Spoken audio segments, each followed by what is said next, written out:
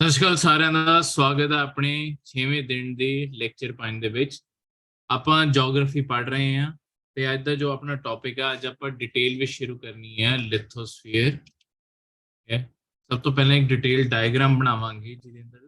ਬਾਅਦ ਆਪਾਂ ਹੌਲੀ ਹੌਲੀ ਸਾਰੀ ਧਰਤੀ ਦੇ ਫੀਚਰ ਪੜ੍ਹਨੇ ਸ਼ੁਰੂ ਕਰ ਰਹੇ ਹਾਂ। ਇਸ ਡਾਇਗਰਾਮ ਦੇ ਥਰੂ ਧਰਤੀ ਦੇ ਅੰਦਰ ਆ ਜਿਹੜਾ ਗੋਲਾ ਸਾਰਾ ਰਿਪਰੈਜ਼ੈਂਟ ਕੀਤਾ ਹੈ, ਮੈਂ ਪਹਿਲਾਂ ਬਣਾ ਕੇ ਰੱਖ ਲਿਆ ਤਾਂ ਕਿ ਆਪਣਾ ਇਸ ਟਾਈਮ ਬਚ ਜੇ। ਇਹਦੇ ਅੰਦਰ ਜਿੰਨੀ ਵੀ ਡਿਟੇਲ ਹੈ ਉਹ ਸਾਰੀ ਦੀ ਸਾਰੀ ਮੈਂ ਇੱਥੇ ਨਾਲ ਲਿਖੂੰਗਾ ਤੇ ਨਾਲ ਮੈਂ ਤੁਹਾਨੂੰ ਸਮਝਾਉਂਗਾ। ਦੇਖੋ ਜੇ ਮੈਂ ਧਰਤੀ ਨੂੰ ਇੱਕ ਤਰੀਕੇ ਨਾਲ ਸਾਰੇ ਅੰਦਰ ਲੇਅਰਸ ਬਣਾਵਾਂ, ਆਪਾਂ ਨੂੰ ਇਹਨਾਂ ਦੇ ਬਾਰੇ ਜਾਣਕਾਰੀ ਕਿੱਦਾਂ ਮਿਲੀ ਇਹ ਵੀ ਆਪਾਂ ਆਉਣ ਵਾਲੇ ਲੈਕਚਰ ਵਿੱਚ ਪੜਾਂਗੇ, ਇੱਥੇ ਵੀ ਥੋੜਾ ਦੱਸੂੰਗਾ। ਠੀਕ ਹੈ, ਸਭ ਤੋਂ ਅੰਦਰ ਹੈ ਤੁਹਾਡਾ ਅੰਦਰੂਨੀ ਕੋਰ।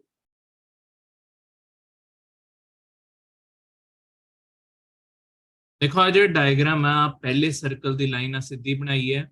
ਆ ਜਿਹੜਾ ਇਦਾਂ ਪਾਈ ਵਾਂਗੂ ਆਪਾਂ ਡਿਵਾਈਡ ਕੀਤਾ। ਮੈਂ ਜੋ ਡਾਇਗਰਾਮ ਬਣਾਇਆ ਇਸ ਤਰੀਕੇ ਨਾਲ ਹੈ ਕਿ ਜਿਵੇਂ ਪੂਰੀ ਧਰਤੀ ਦੇ ਅੰਦਰੋਂ ਦੀ ਇੱਕ ਇਦਾਂ ਪਾਈ ਵਾਂਗੂ ਟੁਕੜਾ ਕੱਢ ਲੈ, ਆਪਣੀ ਧਰਤੀ ਉੱਤੋਂ ਦੀ ਲੈ ਕੇ ਥੱਲੇ ਤੱਕ ਕਿਸ ਤਰੀਕੇ ਨਾਲ ਲੇਅਰ ਜੋ ਦਿਖਾਈ ਦੇਊਗੀ ਉਸ ਤਰੀਕੇ ਨਾਲ ਆਪਾਂ ਇਸ ਲੇਅਰ 'ਚ ਬਣਾ ਲਿਆ। ਸਾਰੀਆਂ ਪ੍ਰਾਪਰਟੀਆਂ ਹਰ ਬਾਕਸ ਦੇ ਅੰਦਰ ਉਹਦੇ ਸਾਹਮਣੇ ਜਿਹੜੇ ਬਾਕਸ ਬਣੇ ਹੋਰ ਹੋ ਗਿਆ, ਜੋ ਵੀ ਆਪਾਂ ਇੱਥੇ ਲਿਖਣਾ ਇਹਦੇ ਸਾਹਮਣੇ ਲਿਖਾਂਗੇ। ਇਹਦੇ ਬਾਹਰ ਹੁੰਦਾ ਹੈ ਬਾਹਰੀ ਤੇ ਧਰਤੀ ਦੇ ਅੰਦਰ ਜਿਹੜਾ ਹੈਗਾ ਸਭ ਤੋਂ ਅੰਦਰ ਵਾਲੇ ਜਿਹੜੇ ਹਿੱਸੇ ਹੈਗੇ ਆ, ਸਭ ਤੋਂ ਅੰਦਰ ਅੰਦਰੂਨੀ ਕੋਰ, ਉਦੋਂ ਬਾਹਰਲਾ ਕੋਰ। ਫਿਰ ਆਹ ਇੱਕ ਅਗਲੀ ਜਿਹੜੀ ਲੇਅਰ ਆ ਗਈ ਉਹ ਹੈਗੀ ਹੈ ਤੁਹਾਡੀ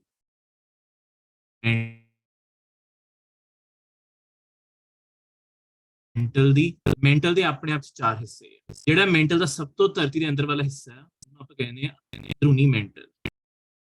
ਉਹਦੇ ਬਾਹਰ ਵਾਲਾ ਜਿਹੜਾ ਹੈਗਾ ਆਪਾਂ ਕਹਿੰਦੇ ਆ ਬਾਹਰਲਾ ਮੈਂਟਲ। ਵਰਡ ਨਹੀਂ ਮੈਂ ਨਾਲ ਲਿਖ ਰਿਹਾ, ਇਹ ਦੋਨਾਂ ਦੇ ਨਾਲ ਮੈਂਟਲ ਹੈ, ਇਸ ਲੇਅਰ ਦੇ ਨਾਲ ਮੈਂਟਲ ਨਹੀਂ ਹੈ ਜਿਹੜੀ ਮੈਂ ਹੁਣ ਲਿਖਣ ਲੱਗੀ। ਰੰਗ ਅੱਡ ਪਾ ਦਾਂ ਕਿਉਂਕਿ ਇਹ ਆਪਾਂ ਨੂੰ ਬਾਕੀ ਲੈਕਚਰ ਵਿੱਚ ਵੀ ਪੜ੍ਹਨ 'ਚ ਇੰਪੋਰਟੈਂਟ ਆਣੀ ਹੈ। ਆਪਾਂ ਕਹਿੰਦੇ ਆ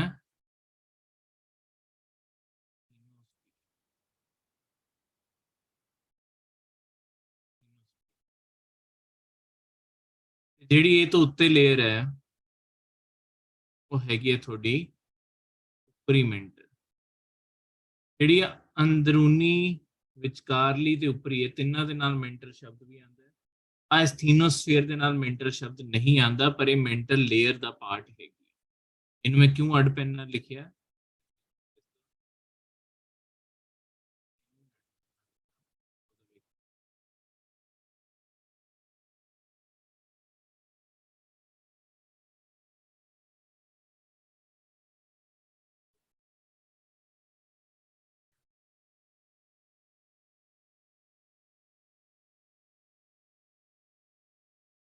ਹੁਣ ਸਭ ਤੋਂ ਉੱਤੇ ਵਾਲੀ ਜਿਹੜੀ ਆਪਣੀ ਲੇਅਰ ਹੈ ਆਪਾਂ ਕਹਿੰਦੇ ਆ ਇਹ ਲੇਅਰ ਹੈ ਪਪੜੀ। ਜਿੱਥੇ ਆਪਾਂ ਰਹਿੰਦੇ ਆ ਸਾਰੇ ਆਪਣੇ ਪਹਾੜ ਹੋ ਗਏ, ਸਮੁੰਦਰ ਹੋ ਗਏ, ਸਭ ਕੁਝ ਇਸ ਲੇਅਰ ਤੇ ਹੀ ਹੈ ਕਿ ਉਹ ਸਾਰਾ ਕੁਝ ਇਸ ਲੇਅਰ ਤੇ ਹੀ ਹੈ ਤੇ ਲੇਅਰ ਤੇ ਰਹਿੰਦੇ ਆ। ਆ ਜਿਹੜੀ ਪਪੜੀ ਬਣੀ ਹੋਈ ਹੈ, ਬਾਕੀ ਸਾਰੀਆਂ ਧਰਤੀ ਦੇ ਅੰਦਰ ਲੇਅਰ। ਹੁਣ ਇਹਨਾਂ ਦੀਆਂ ਥੋੜੀਆਂ ਪ੍ਰੋਪਰਟੀ ਲਿਖ ਲਈ। ਜਿਹੜੀ ਆ ਦੇਖੋ ਸਭ ਤੋਂ ਅੰਦਰੂਨੀ ਕੋਰ ਹੈ। ਜੇ ਮੈਂ ਅਰਥ ਦਾ ਤੁਹਾਨੂੰ ਰੇਡੀਅਸ ਦੱਸਾਂ, ਅਰਥ ਦਾ ਬਿਲਕੁਲ ਸੈਂਟਰ ਦਾ ਪੋਰਸ਼ਨ, ਕਿਉਂਕਿ ਆਹ ਅਰਥ ਦੇ ਬਿਲਕੁਲ ਵਿਚਕਾਰ ਹੀ ਪਊਗੀ, ਤਾਂ ਮੈਂ ਅਰਥ ਦਾ, ਕਿਉਂਕਿ ਅਰਥ ਨੂੰ ਜੇ ਮੈਂ ਗੋਲਾ ਲੈ ਕੇ ਚੱਲਣਾ, ਅਰਥ ਦਾ ਇੱਕ ਬਿਲਕੁਲ ਸੈਂਟਰ ਹੋਣਾ ਚਾਹੀਦਾ। ਇਹ ਪੈਂਦਾ ਹੈ ਤੁਹਾਡਾ 6378 ਕਿਲੋਮੀਟਰ। ਠੀਕ ਹੈ, ਇਹਦੇ ਇਲਾਵਾ ਆ ਜਿਹੜੀ ਲੇਅਰ ਦੀ ਬਾਉਂਡਰੀ ਹੈਗੀ ਹੈ 2900 ਕਿਲੋਮੀਟਰ। ਆ ਜਿਹੜੀ ਹੈਗੀ ਹੈ 650 ਕਿਲੋਮੀਟਰ, 400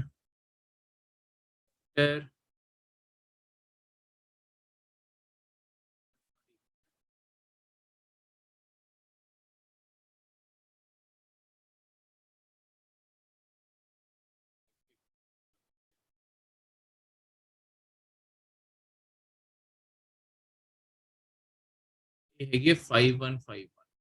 ਇਹ ਹੈਗੀ ਹੈ 2900, 650 400 किलोमीटर, 150 किलोमीटर। ठीक है, तो अर्थ ਦਾ ਜੇ ਥੋੜੇ ਤੋਂ ਕਦੀ ਪੂਰਾ ਰੇਡੀਅਸ ਪੁੱਛਿਆ ਜਾਵੇ, ਦੇਖੋ ਆਪਾਂ ਇਹਨੂੰ ਕਈ ਵਾਰ ਰਾਉਂਡ ਆਫ ਕਰਕੇ 6400 ਕਿਲੋਮੀਟਰ ਵੀ ਲਿਖ ਦਿੰਨੇ ਆ, ਪਰ ਜੇ ਐਗਜ਼ੈਕਟ ਮੈਂ ਦੱਸਾਂ ਤਾਂ 6378 ਕਿਲੋਮੀਟਰ ਹੈ। ਜੇ ਇੱਕ ਸਾਈਡ ਤੋਂ ਤੁਸੀਂ ਅਰਥ ਤੇ ਖੋਦਣਾ ਸ਼ੁਰੂ ਕਰੋਗੇ ਤੇ ਅਰਥ ਦੇ ਬਿਲਕੁਲ ਸੈਂਟਰ ਤੱਕ ਪਹੁੰਚਣਾ ਹੋਗਾ ਤੁਹਾਨੂੰ 6378 ਕਿਲੋਮੀਟਰ ਖੋਦਣਾ। ਤੇ ਇਸ ਤਰੀਕੇ ਨਾਲ ਆਪਣੀ ਧਰਤੀ ਦੀਆਂ ਸਾਰੀਆਂ ਲੇਅਰਸ ਬਣ ਜਾਂਦੀਆਂ ਤੇ ਉਹਨਾਂ ਦੀ ਆਹ ਡੈਪਥ ਪੈਂਦੀ ਹੈ। ਦੇਖੋ ਇਹ ਧਰਤੀ ਦੇ ਬਾਰੇ ਆਪਾਂ ਨੂੰ ਸਾਰੀ ਇਨਫੋਰਮੇਸ਼ਨ ਪਤਾ ਹੋਣਾ ਹੈ, ਆਪਾਂ ਸਾਰੀ ਚੀਜ਼ ਪੜਾਂਗੇ ਕਿ ਆਪਾਂ ਨੂੰ ਇਨਫੋਰਮੇਸ਼ਨ ਕਿੱਦਾਂ ਪਤਾ, ਪਰ ਇਹ ਸਾਰੀ ਪਤਾ ਹੋਣਾ ਆਪਣੇ ਆਪ 'ਚ ਇੱਕ ਬਹੁਤ ਅਨੋਖੀ ਗੱਲ ਹੈ, ਕਿਉਂਕਿ ਅੱਜ ਤੱਕ ਆਪਾਂ ਜੋ ਸਭ ਤੋਂ ਵੱਡਾ ਖੱਡਾ ਖੋਦਿਆ ਕਿਸਾਨਾਂ ਨੇ, ਉਹ ਸਿਰਫ 18 ਕਿਲੋਮੀਟਰ ਦਾ ਖੱਡਾ ਖੋਦਿਆ।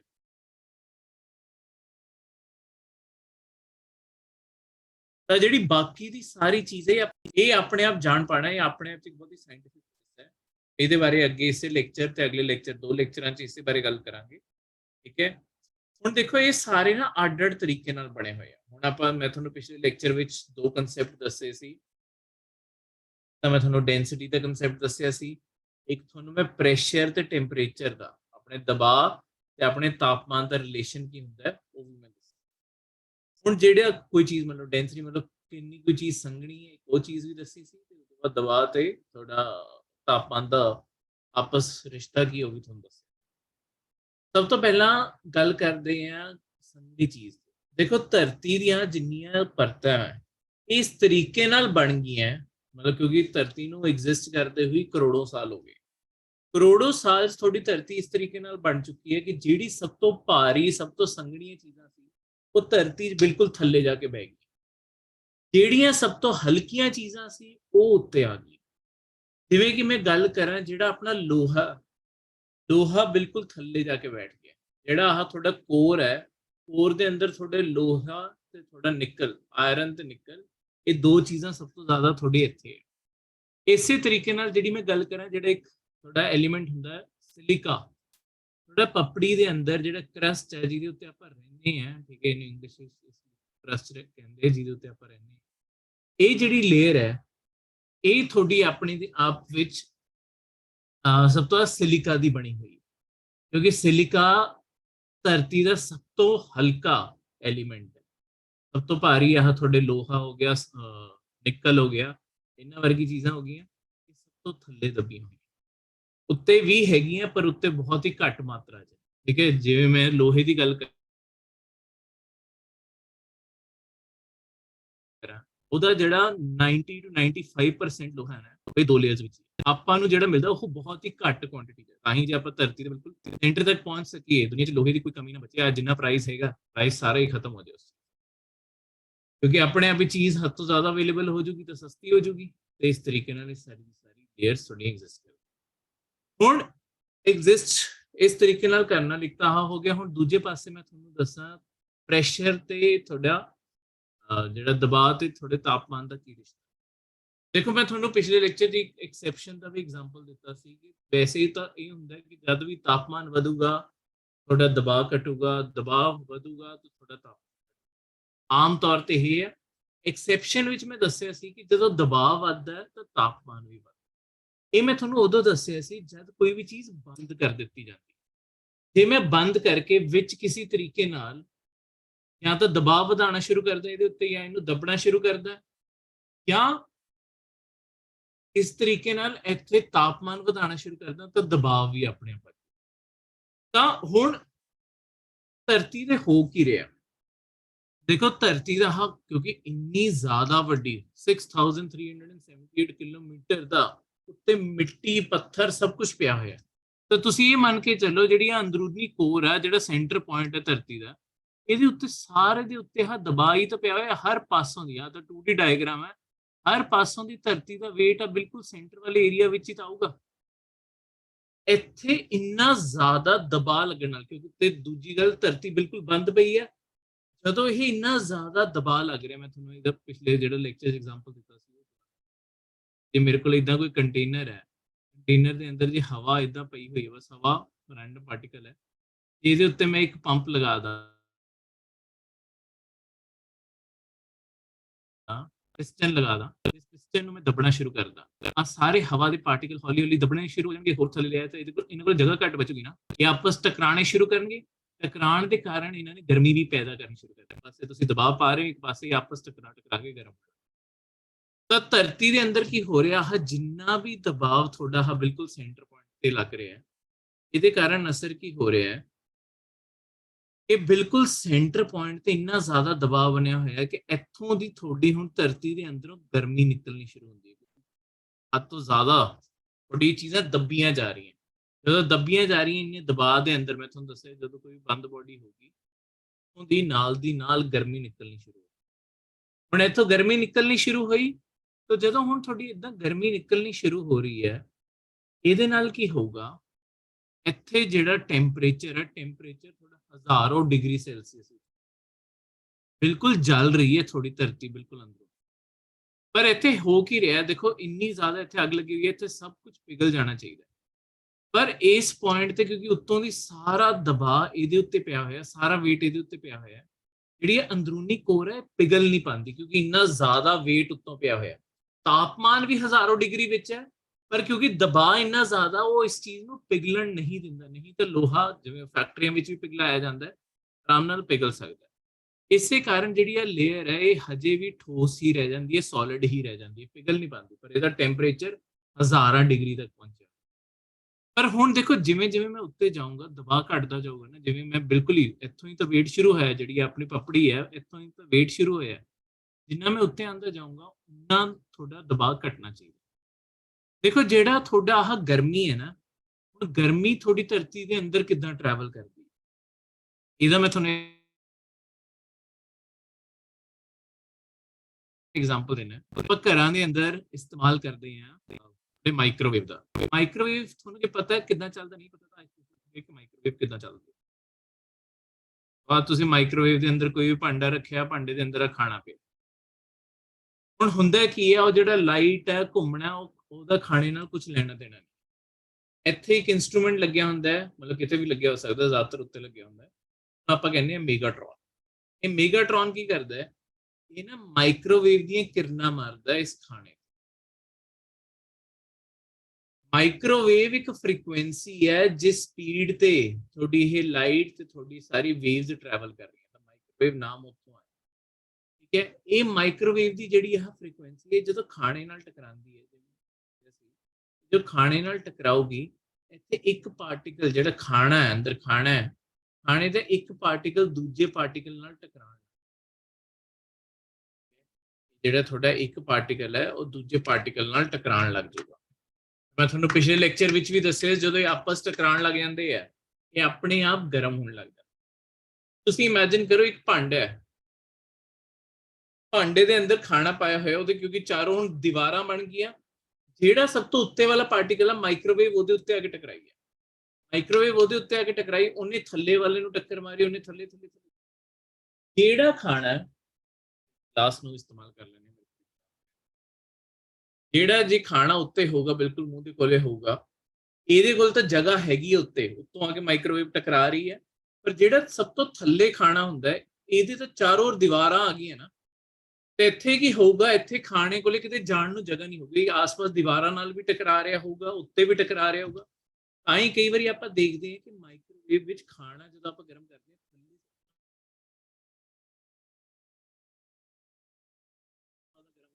ਇੰਨਾ ਗਰਮ ਨਹੀਂ ਹੁੰਦਾ, ਕਈ ਵਾਰੀ ਭਾਂਡਾ ਗਰਮ ਹੋ ਜਾਂਦਾ ਥੱਲੋਂ, ਖਾਣਾ ਕਈ ਵਾਰੀ ਗਰਮ ਨਹੀਂ ਹੁੰਦਾ, ਕਿਉਂ, ਉਹ ਆਪਸ ਟਕਰਾ ਕੇ ਆਪਣੀ ਸਾਰੀ, ਦੇਖੋ ਇੱਕ ਪਾਰਟੀਕਲ ਜੋ ਦੂਜੇ ਨਾਲ ਟਕਰਾਊਗਾ, ਉਹ ਟਕਰਾਉਣ ਕਾਰਨ ਉਹ ਆਪਣੀ ਗਰਮੀ ਦੂਜੇ ਨੂੰ ਦੇ ਦਿੰਦਾ ਹੈ। ਜਿਹੜਾ ਪਾਰਟੀਕਲ ਸਭ ਤੋਂ ਥੱਲੇ ਹੈ, ਉਹਦੇ ਕੋਲ ਕੋਈ ਜਗ੍ਹਾ ਨਹੀਂ ਹੈ ਕਿਸੇ ਹੋਰ ਨੂੰ ਆਪਣੀ ਗਰਮੀ ਦੇਣ,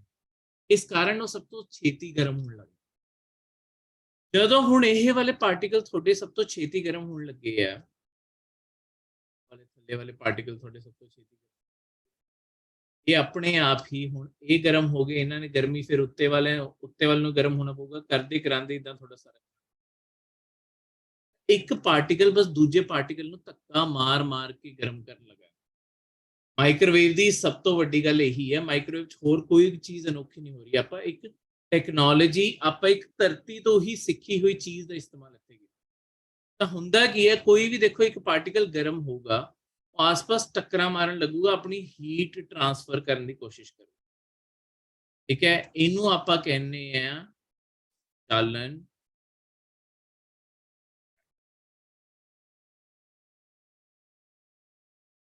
करंट। ठीक है, तो अपना संचालन करंट चारों ओर या इन्हों आप कन्वेक्शन ते कई बारी माइक्रोवेव्स उत्ते भी लिखा होंदा है कन्वेक्शन माइक्रोवेव। कन्वेक्शन का मतलब ही ये होंदा है कि एक एटम उत्ते एक कण उत्ते तुसीं अपनी एनर्जी सिटी आ वो अगे खुद अपनी हीट ट्रांसफर करता जाऊगा। इस तरीके नाल ये सारी दी सारी हीट चारों ये चीज़ आप धरती तो ही सीखी है।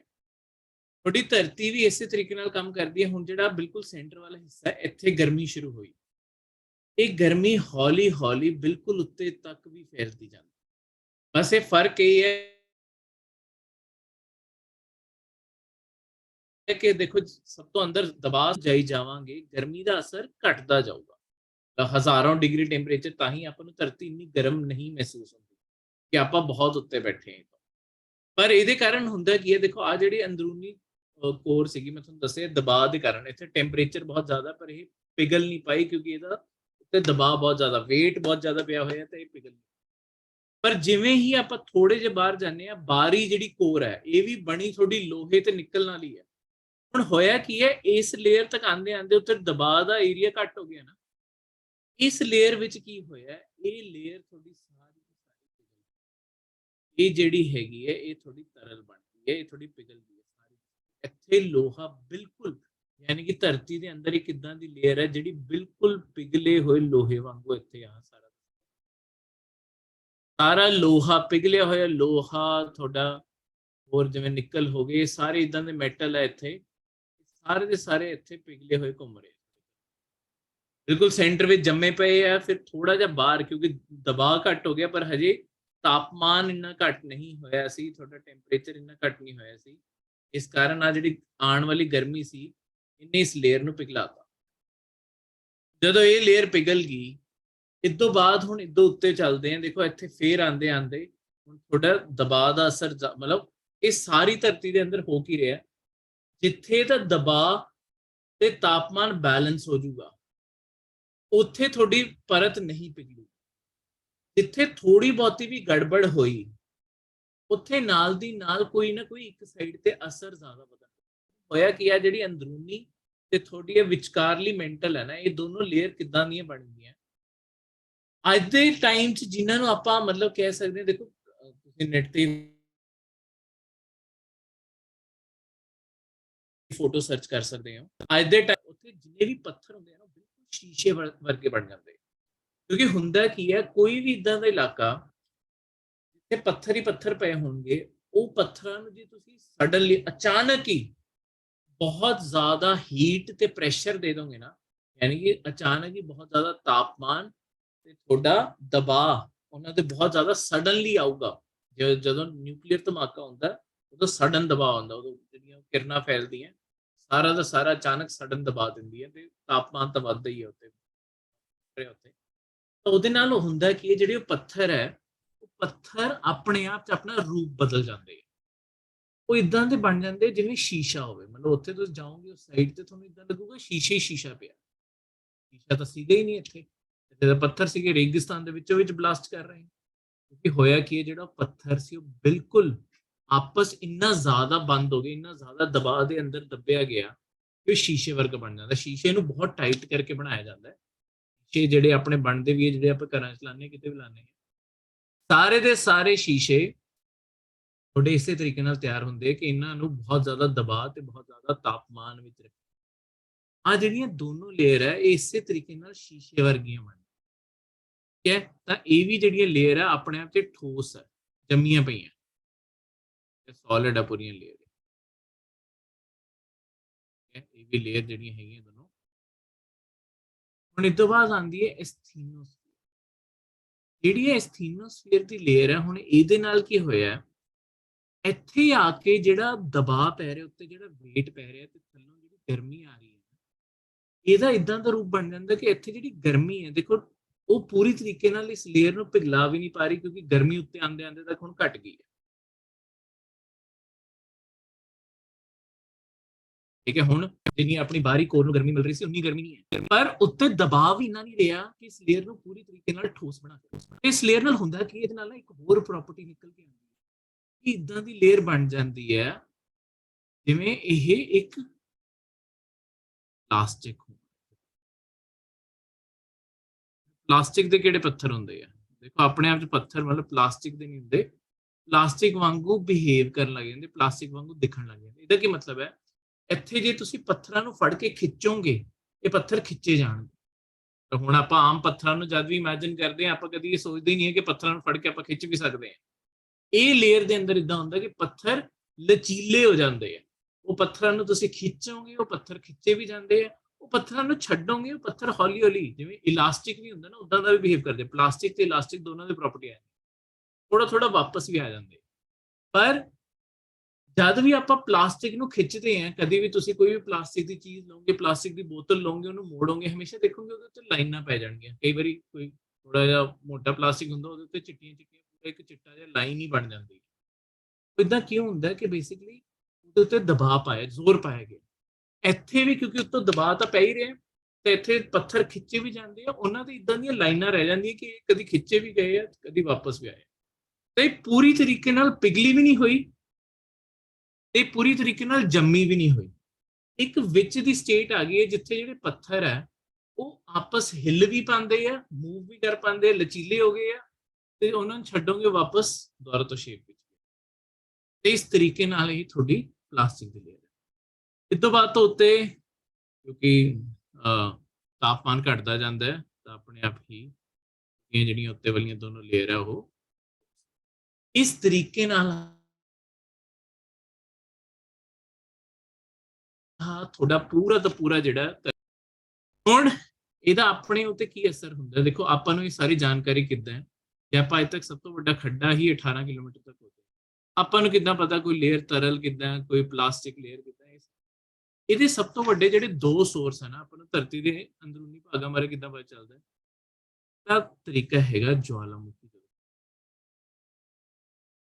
ਦੇਖੋ ਜਵਾਲਾਮੁਖੀ ਕਿੱਥੋਂ ਫਟਦੇ ਆ, ਜਿੰਨਾ ਵੀ ਇਹ ਲਾਵਾ ਲੈ ਕੇ ਆਉਂਦੇ ਆ ਬਾਹਰ, ਕਿੱਥੋਂ ਲੈ ਕੇ ਆਉਂਦੇ ਹੁਣੇ ਦੱਸੂਗਾ ਇਸ ਲੈਕਚਰ ਵਿੱਚ। ਤੇ ਅਗਲੇ ਲੈਕਚਰ 'ਚ ਆਪਾਂ ਗੱਲ ਕਰਾਂਗੇ ਭੂਚਾਲ ਬਾਰੇ ਵੀ, ਕਿ ਭੂਚਾਲ ਆਪਾਂ ਨੂੰ ਕਿੱਦਾਂ ਜਾਣਕਾਰੀ ਦਿੰਦੇ ਆ ਕਿ ਧਰਤੀ ਦੇ ਅੰਦਰ ਆਹ ਸਾਰੀਆਂ ਲੇਅਰਸ ਕਿੱਦਾਂ ਬਣਦੀਆਂ, ਦੋਨਾਂ ਬਾਰੇ ਗੱਲ ਕਰਾਂਗੇ। ਠੀਕ ਹੈ, ਤੇ ਕਿੱਦਾਂ ਆਪਾਂ ਨੂੰ ਦੋਨਾਂ ਜਾਣਕਾਰੀ ਦਿੰਦੇ। ਦੇਖੋ ਜੋ ਵੀ ਜਵਾਲਾਮੁਖੀ ਬਾਹਰ ਲਿਆ ਕੇ ਸਿੱਟਣਗੇ ਧਰਤੀ ਦੇ ਅੰਦਰ ਉਹੀ ਹੋਊਗਾ, ਤੇ ਜਿੰਨੀ ਗਹਿਰਾਈ ਤੋਂ ਇਹ ਸਾਰੀਆਂ ਚੀਜ਼ਾਂ ਲੈ ਕੇ ਆ ਰਹੇ, ਜਿੰਨੇ ਡੂੰਘੇ ਆ, ਉਹ ਤਾਂ ਆਪਾਂ ਨੂੰ ਇਹ ਪਤਾ ਚੱਲ ਜਾਊਗਾ ਅੱਛਾ ਇੰਨੀ ਜਿਹੜੀ ਗਹਿਰਾਈ ਹੈ, ਇੰਨੀ ਜਿਹੜੀ ਜਿੱਥੇ ਤੱਕ ਜਾਂਦੇ ਆ, ਇੱਥੇ ਜਾ ਕੇ ਆਪਾਂ ਨੂੰ ਕਿਹੜੇ ਮੈਟਲ, ਕਿਹੜੇ ਮਿਨਰਲ, ਕਿਹੜੀਆਂ ਚੀਜ਼ਾਂ ਮਿਲਦੀਆਂ। ਭੂਚਾਲ ਆਪਾਂ ਨੂੰ ਹੋਰ ਜਾਣਕਾਰੀ ਦਿੰਦੇ। ਭੂਚਾਲ ਤਾਂ ਬਹੁਤ ਜ਼ਿਆਦਾ ਜ਼ਰੂਰੀ ਹੈ ਆਪਣੇ ਲਈ ਧਰਤੀ ਨੂੰ ਸਮਝਣ ਲਈ, ਤਬਾਹੀ ਮਚਾਉਂਦੇ ਔਰ ਨੁਕਸਾਨਦਾਇਕ ਵੀ ਹੈ, ਪਰ ਸਾਇੰਟਿਸਟ ਲਈ ਭੂਚਾਲਾਂ ਨੂੰ ਸਮਝ ਕੇ ਧਰਤੀ ਦੇ ਅੰਦਰ ਕੀ ਕੀ ਹੈਗਾ ਤੇ ਕਿੰਨੀ ਡੈਪਥ ਤੇ ਆ ਪਤਾ ਕਰਨਾ ਬਹੁਤ ਸੌਖਾ ਹੈ। ਠੀਕ ਹੈ, ਤਾਂ ਹੁਣ ਇੱਕ ਤਰੀਕੇ ਨਾਲ ਦੇਖੋ, ਜੇ ਆਹ ਮੈਂ ਸਿਰਫ ਆਪਣੇ ਜਿਹੜੇ ਕੰਮ ਦੀਆਂ ਆਹ 3 ਲੇਅਰਾਂ ਬਚੀ, ਇੱਕ ਹੈਗੀ ਹੈ ਜਿਹੜੀ ਸਭ ਤੋਂ ਥੱਲੇ ਆਹ ਐਸਟੀਨੋਸਫੀਅਰ। ਇਹ ਐਸਟੀਨੋਸਫੀਅਰ ਆਪਣੇ ਆਪ ਚ ਪਿਘਲੀ ਹੋਈ ਹੈ, ਸਭ ਤੋਂ ਥੱਲੇ ਜਿਹੜੀ ਲੇਅਰ ਹੈ ਉਹ ਇਹੀ ਹੈ ਐਸਟੀਨੋਸਫੀਅਰ। ਠੀਕ ਹੈ, ਮਤਲਬ ਆਪਣੇ ਹੁਣ ਕੰਮ ਦੀਆਂ 3 ਲੇਅਰਸ ਰਹਿ ਗਈਆਂ। ਜਿਹੜੀ ਹੈ ਐਸਟੀਨੋਸਫੀਅਰ ਹੈ, ਇਹ ਮੈਂ ਤੁਹਾਨੂੰ ਦੱਸਿਆ ਪਿਘਲੀ ਹੋਈ।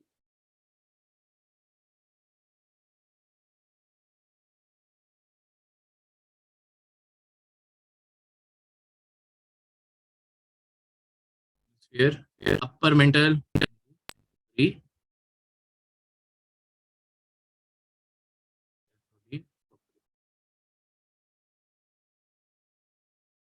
ਇਸ ਤਰੀਕੇ ਨਾਲ ਆਹ ਤੁਹਾਡੀਆਂ 3 ਲੇਅਰਾਂ, ਇਨੋਸਫੀਅਰ, ਉਪਰੀ ਮੈਂਟਲ ਤੇ ਪਪੜੀ। ਇਹ ਜਿਹੜੀਆਂ ਹੁਣ 3 ਲੇਅਰ ਹੈ, ਇਸ ਤਰੀਕੇ ਨਾਲ ਜਦੋਂ ਮਤਲਬ ਤੁਹਾਡੀਆਂ ਜਿਵੇਂ ਬਣੀਆਂ ਹੋਈਆਂ ਇੱਕ ਦੂਜੇ ਦੇ ਉੱਤੇ ਅਰੇਂਜਡ ਹੈ, ਇਸ ਤਰੀਕੇ ਨਾਲ ਆਹ ਜਿਹੜਾ ਇਹਨਾਂ ਦੀ ਸੈਟਿੰਗ ਬਹਿ ਗਈ ਹੈ, ਤਾਂ ਇੱਕ ਤਰੀਕੇ ਨਾਲ ਤੁਸੀਂ ਦੇਖੋਗੇ ਤਾਂ ਐਸਟੀਨੋਸਫੀਅਰ ਮੈਂ ਹੁਣੇ ਤੁਹਾਨੂੰ ਦੱਸਿਆ ਪੂਰੀ ਤਰੀਕੇ ਨਾਲ ਜੰਮੀ ਨਹੀਂ ਹੋਈ, ਇਹ ਸੈਂਟਰ ਵਿੱਚ ਹੈ।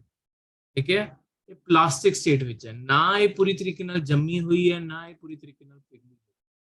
ਤਾਂ ਪਰ ਇਹਦੇ ਨਾਲ ਹੁੰਦਾ ਕੀ ਹੈ, ਮਤਲਬ ਥੋੜੀ ਬਹੁਤੀ ਤਾਂ ਪਿਘਲੀ ਹੋਈ ਹੈ ਨਾ, ਇਸ ਕਾਰਨ ਕੀ ਹੈ ਕਿ ਇਹ ਕਿਤੇ ਨਾ ਕਿਤੇ ਜੇ ਤੁਸੀਂ ਕਰਸਟ ਤੇ ਅਪਰ ਮੈਂਟਲ ਨੂੰ ਇੱਕ ਸਿੰਗਲ ਬਲੌਕ ਵਾਂਗੂ ਜੋੜ ਕੇ ਚੱਲੋਗੇ ब्लॉक मान ला जी, सिंगल ब्लॉक है एक तरीके ਨਾਲ ਸਿੰਗਲ ਬਲੌਕ ਕਿਉਂਕਿ ਕੁਝ ਤਾਂ ਪਿਘਲੀ ਹੋਈ ਹੈ ਨਾ ਉਹ ਤਾਂ ਇਹਦੇ ਉੱਤੇ ਇੱਕ ਤਰੀਕੇ ਨਾਲ ਆਹ ਪੂਰਾ ਦਾ ਪੂਰਾ ਤੈਰ ਰਿਹਾ ਇਹਦੇ ਉੱਤੇ ਧਰਤੀ ਉੱਤੇ ਜਿਹੜੀ ਐਸਟੀਨੋਸਫੀਅਰ ਹੈ ਜਿਹਦੇ ਉੱਤੇ ਆਪਾਂ ਮਤਲਬ ਆਪਾਂ ਕਰਸਟ ਦੇ ਉੱਤੇ ਰਹਿ ਰਹੇ ਹਾਂ ਪਪੜੀ ਦੇ ਉੱਤੇ ਰਹਿ ਰਹੇ ਹਾਂ ਬੜੇ ਐਸਟੀਨੋਸਫੀਅਰ ਦੇ ਇਹ ਹਿੱਸੇ ਉੱਤੇ ਤੈਰ ਰਹੇ ਸੋਚਣਾ ਆਪਣੇ ਆਪ ਚ ਅਜੀਬ ਲੱਗਦਾ ਕਿ ਧਰਤੀ ਦੇ ਥੱਲੇ ਕੋਈ ਚੀਜ਼ ਇਦਾਂ ਦੀ ਹੈਗੀ ਜਿਹਦੇ ਉੱਤੇ ਆਪਾਂ ਤੈਰ ਰਹੇ ਹਾਂ ਇਹ ਕਿੱਦਾਂ ਹੋ ਸਕਦਾ ਇਹ ਮੈਂ ਤੁਹਾਨੂੰ ਪਹਿਲਾਂ ਵੀ ਦੱਸਿਆ ਸਾਰੇ ਦਾ ਸਾਰਾ ਕਨਸੈਪਟ ਡੈਂਸਿਟੀ ਦਾ ਘਣਤਾ ਦਾ ਠੀਕ ਹੈ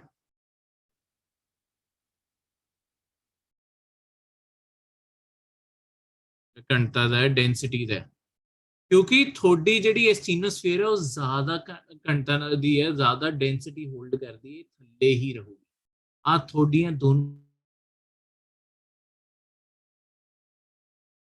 ਲੇਅਰ ਜਿਹੜੀਆਂ ਹੈਗੀਆਂ ਹਲਕੇ ਚੀਜ਼ਾਂ ਦੀਆਂ ਬਣੀਆਂ ਹੋਈਆਂ ਹਲਕੀਆਂ ਚੀਜ਼ਾਂ ਦੀਆਂ ਇਸ ਕਾਰਨ ਇਹ ਚੀਜ਼ ਉਹਦੇ ਉੱਤੇ ਤੈਰ ਰਹੀ ਹੈ ਜਿਵੇਂ ਆਪਾਂ ਲੱਕੜ ਦੀ ਗੱਲ ਕਰੀਏ ਪਾਣੀ ਉੱਤੇ ਲੱਕੜ ਆਪਣੇ ਆਪ ਤੱਕ ਕਿੰਨੀ ਭਾਰੀ ਹੈ ਪਾਣੀ ਚੱਕਣ ਨੂੰ ਪਾਣੀ ਚੱਕ ਲਓਗੇ ਲੱਕੜ ਆਪਣੇ ਆਪ ਚੱਕਣੀ ਉਨੀ ਹੀ ਜ਼ਿਆਦਾ ਔਖੀ ਹੈ ਪਰ ਤਾਂ ਵੀ ਤੈਰਦੀ ਹੈ ਨਾ ਉਹਦੇ ਉੱਤੇ ਉਹਦਾ ਕਾਰਨ ਹੀ ਇਹ ਹੈ ਕਿਉਂਕਿ ਉਹ ਤੋਂ ਜ਼ਿਆਦਾ ਹਲਕੀ ਹੈ ਸਾਰੀ ਦੀ ਸਾਰੀ ਲੇਅਰ ਤਾਂ ਇੱਕ ਤਰੀਕੇ ਨਾਲ ਐਸਟੀਨੋਸਫੀਅਰ ਦੇ ਉੱਤੇ ਹੀ ਤੈਰ ਹੁਣ ਇਹ ਤੈਰਨ ਕਾਰਨ ਕੀ ਹੁੰਦਾ ਇਸ ਚੀਜ਼ ਦੇਖੋ ਇਹ ਤੈਰਨ ਦੇ ਕਾਰਨ ਕੀ ਹੋਇਆ ਹੁਣ ਤੁਸੀਂ ਇਹ ਸਾਰੀ ਚੀਜ਼ ਤੋਂ ਪਹਿਲਾਂ ਹੁਣ ਜਿਹੜੀ ਚੀਜ਼ ਹੈ ਆ ਜਿਹੜਾ ਧਰਤੀ ਨੂੰ ਇੱਕ ਬੰਦ ਕੁੱਕਰ ਵਾਂਗੂ ਮੰਨ ਲਓ ਕਿਉਂਕਿ ਇਹਦੇ ਬਿਲਕੁਲ ਸੈਂਟਰ ਵਿੱਚ ਤਾਂ ਅੱਗ ਲੱਗੀ ਪਈ ਹੈ ਹੁਣ ਕੁੱਕਰ ਨੂੰ ਵੀ ਆਪਾਂ ਕੀ ਕਰਦੇ ਹਾਂ ਕੁੱਕਰ ਨੂੰ ਜਦੋਂ ਆਪਾਂ ਗੈਸ ਤੇ ਰੱਖਿਆ ਹੋਇਆ ਹੈ ਕੁੱਕਰ ਅੰਦਰ ਜਲੀ ਜਾ ਮਤਲਬ ਕੁੱਕਰ ਦੇ ਅੰਦਰ ਲਗਾਤਾਰ ਕੁੱਕਰ ਦੇ ਅੰਦਰ ਪ੍ਰੈਸ਼ਰ ਕ੍ਰੀਏਟ ਹੁੰਦਾ ਜਾ ਰਿਹਾ ਹੁਣ ਧਰਤੀ ਦੀ ਅੱਗ ਬਾਹਰ ਨਹੀਂ ਹੈ ਧਰਤੀ ਦੇ ਅੰਦਰ ਅੱਗ ਵੀ ਅੰਦਰ ਹੀ ਹੈ ਪਰ ਉਹਦੇ ਕਾਰਨ ਪ੍ਰੈਸ਼ਰ ਦਬਾਅ ਤਾਂ ਅੰਦਰੋਂ ਦੀ ਬਣ ਹੀ ਰਿਹਾ ਨਾ ਇਸ ਗਰਮੀ ਦਾ ਦਬਾਅ ਤਾਂ ਬਣ ਰਿਹਾ ਨਾ ਹੁਣ ਕੁੱਕਰ ਨਾਲ ਕੀ ਹੁੰਦਾ ਦੇਖੋ ਕੁੱਕਰ ਦੇ ਅੰਦਰ ਜਿੰਨਾ ਵੀ ਦਬਾਅ ਬਣਦਾ ਹੈ ਕੁੱਕਰ ਦੇ ਉੱਤੇ ਲੱਗੀ ਹੋਈ ਹੈ ਸੀਟੀ ਜਦ ਵੀ ਕੁੱਕਰ ਦਾ ਦਬਾਅ ਹੱਦ ਤੋਂ ਜ਼ਿਆਦਾ ਹੋਣ ਲੱਗੂਗਾ ਸੀਟੀ ਵੱਜ ਜੂਗੀ ਤੇ ਨਾਲ ਦੀ ਨਾਲ ਤੁਹਾਡਾ ਸਾਰਾ ਦਬਾਅ ਖਤਮ ਹੋ ਪਰ ਇਹੀ ਜੇ ਦੂਜੇ ਪਾਸੇ ਤੁਸੀਂ ਦੇਖੋ ਜੇ ਉਹ ਸੀਟੀ ਨਾ ਵੱਜੇ ਕੁੱਕਰ ਨਾਲ ਕੀ ਹੋਊਗਾ ਕੁੱਕਰ ਤੁਹਾਡਾ ਫਟ ਇਹੀ ਚੀਜ਼ ਜਿੰਨੀ ਗਰਮੀ ਤੁਹਾਡੇ ਦੇਖੋ ਦਬਾਅ ਨਾਲ ਤੁਹਾਡੇ ਧਰਤੀ ਦੇ ਅੰਦਰ ਅੱਗ ਤਾਂ ਲੱਗ ਗਈ ਹੁਣ ਅੱਗ ਚਾਰੋਂ ओर ਫੈਲ ਵੀ ਰਹੀ ਹੈ ਮਤਲਬ ਗਰਮੀ ਚਾਰੋਂ ओर ਫੈਲ ਵੀ ਰਹੀ ਹੈ ਪਰ ਇਹ ਗਰਮੀ ਜਿੰਨੀ ਧਰਤੀ ਦੇ ਅੰਦਰ ਚਾਰੋਂ ओर ਫੈਲ ਰਹੀ ਹੈ ਇਹ ਧਰਤੀ ਤੁਹਾਡੀ ਬਿਲਕੁਲ ਬੰਦ ਹੋ ਗਈ ਹੋਊਗਾ ਕਿ ਇੱਕ ਪੁਆਇੰਟ ਆਊਗਾ ਕਿ ਧਰਤੀ ਦੇ ਅੰਦਰ ਇੰਨੀ ਜ਼ਿਆਦਾ ਗਰਮੀ ਬਣ ਚੁੱਕੀ ਹੋਊਗੀ ਕੁੱਕਰ ਵਾਂਗੂ ਕਿ ਧਰਤੀ ਵੀ ਤੁਹਾਡੀ ਫਟ ਕੇ ਸਾਰੀ ਖਤਮ ਹੋ ਧਰਤੀ ਨੇ ਆਪਣਾ ਨੈਚੁਰਲੀ ਇੱਕ ਸਿਸਟਮ ਬਣਾ ਲਿਆ ਇਸ ਜਿੰਨੀ ਐਕਸੈਸ ਦੇਖੋ ਕੁੱਕਰ ਖਤਮ ਕਰ ਦਿੰਦਾ ਕੁੱਕਰ ਸਿਰਫ ਜਿੰਨਾ ਐਕਸੈਸ ਵਿੱਚ ਦਬਾਅ ਹੈ ਨਾ ਜਿੰਨਾ ਹੱਦ ਤੋਂ ਵੱਧ ਕੇ ਦਬਾਅ ਉਹ ਕੱਢ ਦਿੰਦਾ ਬਾਕੀ ਦਬਾਅ ਅੰਦਰ ਬਣਿਆ ਧਰਤੀ ਦੇ ਅੰਦਰ ਵੀ ਜਿੰਨਾ ਹੱਦ ਤੋਂ ਜ਼ਿਆਦਾ ਦਬਾਅ ਬਣਦਾ ਧਰਤੀ ਨੇ ਵੀ ਆਪਣਾ ਉਹ ਤਰੀਕਾ ਕੱਢਿਆ ਕਿ ਕਿਸ ਤਰੀਕੇ ਨਾਲ ਇਹ ਸਾਰੀ ਦੀ ਸਾਰੀ ਗਰਮੀ ਬਾਹਰ ਕੱਢੀ ਉਹਦਾ ਆਨਸਰ ਹੈਗਾ ਹਾਂ ਜਵਾਲਾਮੁਖੀ ਜਿੰਨੀ ਹੱਦ ਤੋਂ ਜ਼ਿਆਦਾ ਧਰਤੀ ਦੇ ਅੰਦਰ ਗਰਮੀ ਹੈ ਉਹ ਇੱਕ ਤਰੀਕੇ ਨਾਲ ਫੁੱਟ ਕੇ ਬਾਹਰ ਆਉਂਦੀ ਹੈ ਤਾਂ ਕਿ ਧਰਤੀ ਆਪਣੇ ਆਪ 'ਚ ਨਾ ਫਟੇ ਤਾਂ ਧਰਤੀ ਨੇ ਆਪਣਾ ਖੁਦ ਦਾ ਇੰਤਜ਼ਾਮ ਕਰਤਾ ਠੀਕ ਹੈ ਤਾਂ ਕੁਦਰਤ ਆਪਣਾ ਖੁਦ ਦਾ ਇੰਤਜ਼ਾਮ ਕਰ ਪਰ ਜਦੋਂ ਇਹ ਗਰਮੀ ਬਾਹਰ ਕੱਢੂਗੀ ਤਾਂ ਹੋਊਗਾ ਕਿ ਜਿਹੜੀ ਆ ਦੇਖੋ ਆ ਤੁਹਾਡੀ ਲੇਅਰ ਬਣੀ ਆ ਤੁਹਾਡੀ ਬੜੀ ਬਣ ਗਈ ਆ ਤੁਹਾਡੀ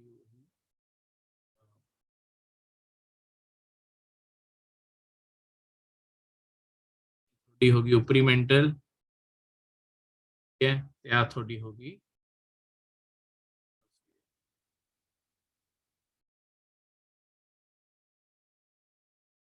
ਠੀਕ ਹੈ ਹੁਣ ਆਹ ਜਿਹੜੀ ਐਸਥੀਨੋਸਫੀਅਰ ਹੈ ਕਿਉਂਕਿ ਮੈਂ ਤੁਹਾਨੂੰ ਦੱਸਿਆ ਇਹ ਕੁਝ ਪਿਘਲੀ ਹੋਈ ਹੈ ਇਹਦੇ ਪਿਘਲਣ ਕਾਰਨ ਕੀ ਹੁੰਦਾ ਇਹ ਕੀ ਕਰਦੀ ਹੈ ਜਿਹੜੀ ਪਪੜੀ ਤੇ ਹਾਂ ਉੱਪਰੀ ਮੈਂਟਲ ਹੈ ਇਹਨਾਂ ਨੂੰ ਜੇ ਤੁਸੀਂ ਇੱਕੋ ਬਲੌਕ ਮੰਨ ਕੇ ਚੱਲੋਗੇ ਨਾ ਪਹਿਲਾਂ ਦੀ ਗੱਲ ਤਾਂ ਉਹੀ ਮੈਂ ਤੁਹਾਨੂੰ ਦੁਬਾਰਾ ਦੱਸਾਂ ਇੱਕੋ ਬਲੌਕ ਮੰਨ ਕੇ ਚੱਲੋਗੇ ਆ ਇੱਕ ਪੂਰੇ ਬਲੌਕ ਨੂੰ ਜਿਹੜਾ ਇੱਕ ਪੂਰਾ ਬਲੌਕ ਹੈ ਇਹ ਪੂਰੇ ਬਲੌਕ ਨੂੰ ਆਪਾਂ ਕਹਿੰਦੇ ਆ ਟੈਕਟੋਨਿਕ ਪਲੇਟ ਜਿਹੜਾ ਆਹ ਪਪੜੀ ਦੇ ਉੱਪਰੀ ਮੈਂਟਲ ਨੂੰ ਮਿਲਾ ਕੇ ਬਣਦਾ ਇਹਨੂੰ ਆਪਾਂ ਕਹਿੰਦੇ ਆ ਟੈਕਟੋਨਿਕ ਪਲੇਟ ਯਾਨੀ ਕਿ ਜਿਹੜੀ ਆ ਪਲੇਟ ਹੈ ਆ ਪਲੇਟ ਤੈਰ ਰਹੀ ਹੈ ਇਹਦੇ ਉੱਤੇ ਆਹ ਤੁਹਾਡੇ ਸੀਨੋਸਫੀਅਰ ਦੇ ਉੱਤੇ ਆਹ ਤੈਰ ਰਹੀ ਪੂਰੀ ਲੇਅਰ ਦੇ ਉੱਤੇ ਇਹ ਤੈਰ ਰਹੀ ਹੁਣ ਹੁੰਦਾ ਕੀ ਹੈ ਥੋੜੀ ਧਰਤੀ ਨੇ ਕੱਢਣੀ ਤਾਂ ਉਹ ਕੀ ਕਰਦੀ ਹੈ ਜਿਹੜੀ ਆਹ ਥੋੜੀ ਟੈਕਟੋਨਿਕ ਪਲੇਟ ਹੋ ਗਈ ਨਾ ਇਹਨਾਂ ਨੂੰ ਵਿੱਚੋਂ ਦੀ ਤੋੜ ਦਿੰਦੀ ਹੈ ਤਾਂ ਕਿ ਇੱਥੋਂ ਦੀ ਆਪਣੀ ਗਰਮੀ ਪਰ ਜਦ ਉਹਨੇ ਆਪਣੀ ਇਹ ਗਰਮੀ ਬਾਹਰ ਕੱਢਣੀ ਹੈ ਆ ਜਿਹੜੀਆਂ ਦੋਨੋਂ ਪਾਸੇ ਪਲੇਟਾਂ ਹੈ ਇਹ ਤੈਰ ਹੀ ਰਹੀਆਂ ਸੀ ਨਾ ਇਹਦੇ ਉੱਤੇ ਇਹ ਦੋਨਾਂ ਨੂੰ ਧੱਕਾ ਵੱਜੂਗਾ ਵਿੱਚ ਗੈਪ ਕਰਨ ਲਈ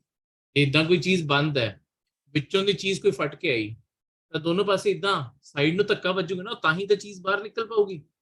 ਇਸੇ ਤਰੀਕੇ ਨਾਲ ਆਹ ਦੋਨੋਂ ਪਾਸੇ ਨੂੰ ਸਾਈਡ ਨੂੰ ਚਲੇ ਜਾਂਦਾ ਇਹਨਾਂ ਨੂੰ ਕਹਿੰਦੇ ਇਹ ਡਾਇਵਰਜੈਂਟ ਆ ਜਿਹੜੀ ਵਿੱਚ ਦਰਾਰ ਆ ਗਈ ਆ ਜਿਹੜੀ ਵਿੱਚ ਕ੍ਰੈਕ ਆ ਗਿਆ ਇਹਨੂੰ ਆਪਾਂ ਕਹਿੰਦੇ ਕਿ ਦੂਰ ਚਲੀਆਂ ਜਾਂਦੀ ਹੈ ਦੋਨੋਂ ਸਾਈਡ ਆਪਣੇ ਟੈਕਟੋਨਿਕ ਪਲੇਟ ਇਹ ਡਾਇਵਰਜੈਂਟ ਹੋ ਗਈਆਂ ਡਾਇਵਰਜ ਕਰਨ ਦਾ ਮਤਲਬ ਹੁੰਦਾ ਕਈ ਵਾਰੀ ਜਿਵੇਂ ਸੜਕਾਂ ਵੀ ਅੱਗੇ ਜਾ ਕੇ ਦੋ ਚ ਵੰਡ ਰਹੀਆਂ ਨੇ ਆਪਾਂ ਕਹਿੰਦੇ ਹਾਂ ਡਾਇਵਰਜਨ ਆ ਰਹੀ ਹੈ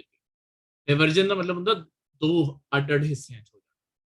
ਤਾਂ ਤੁਹਾਡੇ ਇਸ ਗਰਮੀ ਨੇ ਕੀ ਕੀਤਾ ਜਿੰਨੀ ਵੀ ਧਰਤੀ ਦੇ ਅੰਦਰ ਤੁਹਾਡੀ ਆਪਣੀ ਸਾਰੀ ਪਪੜੀ ਤੇ ਉੱਪਰੀ ਮੈਂਟਲ ਨੂੰ ਮਿਲਾ ਕੇ ਜਿੰਨੀ ਸਤ੍ਹਾ ਸੀਗੀ ਸਾਰੀ ਦੀ ਸਾਰੀ ਲੇਅਰ ਨੂੰ ਛੋਟੇ ਛੋਟੇ ਹਿੱਸਿਆਂ ਵਿੱਚ ਤੋੜਤਾ ਜਿਨ੍ਹਾਂ ਨੂੰ ਆਪਾਂ ਕਹਿੰਦੇ ਹਾਂ ਟੈਕਟੋਨਿਕ ਪਲੇਟਸ ਇਹ ਟੈਕਟੋਨਿਕ ਪਲੇਟਸ ਕਹਿੰਦੇ ਆ ਇਹ ਤੇ ਇਸ ਤਰੀਕੇ ਨਾਲ ਇਹ ਸਾਰੇ ਫੇਰ ਤਾਂ ਜਿਹੜੀਆਂ ਪਲੇਟਾਂ ਇੱਕ ਦੂਜੇ ਤੋਂ ਦੂਰ ਜਾਣਗੀਆਂ ਉਹ ਡਾਇਵਰਜ ਹੋ ਜਾਂਦੀਆਂ ਹੁਣ ਦੇਖੋ ਜੇ ਇਸ ਪਲੇਟ ਨੂੰ ਇਸ ਪਾਸੇ ਨੂੰ ਧੱਕਾ ਲੱਗੂਗਾ ਤੇ ਲੈਟਸ ਸਪੋਜ਼ ਆਹ ਪਲੇਟ ਇੱਥੋਂ ਫਟੀ ਠੀਕ ਹੈ ਤੇ ਇਹਨੇ ਇਸ ਸਾਈਡ ਨੂੰ ਧੱਕਾ ਮਾਰਿਆ ਕਿਤੇ ਇਹ ਕੋਈ ਤਾਂ ਹੋਰ ਪਲੇਟਾਂ ਵੀ ਹੁੰਦੀਆਂ ਨੇ ਜਿਹੜੀਆਂ ਆਪਸ ਆ ਕੇ ਟਕਰਾਣਗੀਆਂ ਤੇ ਗੈਪ ਨੂੰ ਭਰ ਦੇਣਗੀਆਂ ਮਤਲਬ ਆਪਸ ਆ ਕੇ ਕਿਤੇ ਵੱਜਣਗੀਆਂ ਵੀ ਜੇ ਦੂਰ ਜਾ ਰਹੀ ਹੈ ਧਰਤੀ ਤਾਂ ਉਨੀ ਹੈ ਨਾ ਧਰਤੀ ਤਾਂ ਇੰਨੀ ਕੋਈ ਹੈ ਜੇ ਕਿਤੋਂ ਦੀ ਥੋੜੀ ਦਰਾਰ ਆ ਰਹੀ ਹੈ ਇੱਥੋਂ ਧੱਕਾ ਲੱਗਿਆ ਤਾਂ ਥੱਲੇ ਜਾ ਕੇ ਇਦਾਂ ਵੱਜੂਗੀ ਵੀ ਤਾਂ ਸਹੀ ਤੇ ਜਾਂ ਤਾਂ ਪਲੇਟਾਂ ਇੱਕ ਦੂਜੇ ਤੋਂ ਦੂਰ ਜਾਂਦੀਆਂ ਜਾਂ ਆਪਸ ਆ ਕੇ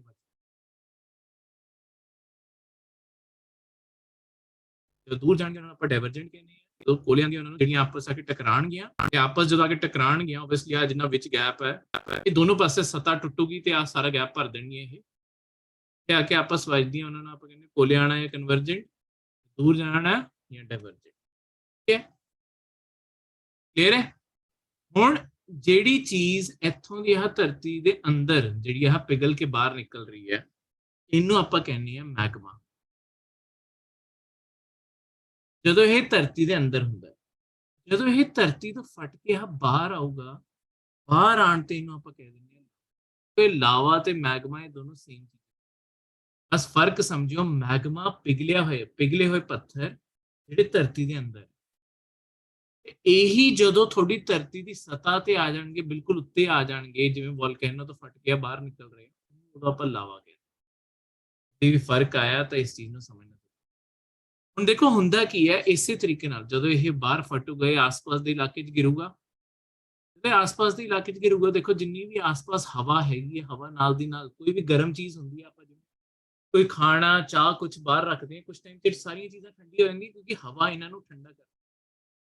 ਇਹਨਾਂ ਦੀ ਗਰਮੀ ਚੱਕ ਕੇ ਹਵਾ ਲੈ ਜਾਂਦੀ ਹੈ ਤੇ ਆਪਣੇ ਆਪ ਠੰਡੀ ਹੋ ਜਾਂਦੀ ਉਸੇ ਤਰੀਕੇ ਨਾਲ ਜਿਹੜੀ ਆਹ ਆਪਣੇ ਇੱਥੇ ਆ ਕੇ ਗਿਰ ਰਹੀ ਹੈ ਇੱਥੇ ਥੋੜੇ ਟਾਈਮ ਬਾਅਦ ਇਹ ਲਾਵਾ ਵੀ ਜੰਮ ਜਾਊਗਾ ਇਸ ਤਰੀਕੇ ਨਾਲ ਦੋਨੋਂ ਪਾਸੇ ਹੌਲੀ ਹੌਲੀ ਕਰਕੇ ਅਗਲੀ ਵਾਰੀ ਫੇਰ ਫਟੂਗਾ ਥੋੜਾ ਜਿਹਾ ਹੋਰ ਉੱਚਾ ਤਾਂ ਕਰਦੇ ਕਰਦੇ ਪੂਰਾ ਪਹਾੜ ਬਣਾ ਲੈਂਦੇ ਠੀਕ ਹੈ ਇਹਨਾਂ ਦੇ ਅੰਦਰ ਤੁਹਾਡੇ ਹਜੇ ਵੀ ਮਤਲਬ ਹਾਂ ਮੈਗਮਾ ਇਦਾਂ ਹੀ ਚੱਲਦਾ ਜਾ ਰਿਹਾ ਹੁੰਦਾ ਤੇ ਇਸ ਤਰੀਕੇ ਨਾਲ ਸਾਰਾ ਪਹਾੜ ਬਣਦਾ ਠੀਕ ਹੈ ਕਲੀਅਰ ਹੈ ਇਸ ਤਰੀਕੇ ਨਾਲ ਸਾਰੇ ਦੇ ਸਾਰੇ ਤੁਹਾਡੇ ਵੋਲਕੈਨੋ ਨਾਲ ਤੁਹਾਡੇ ਹਾਂ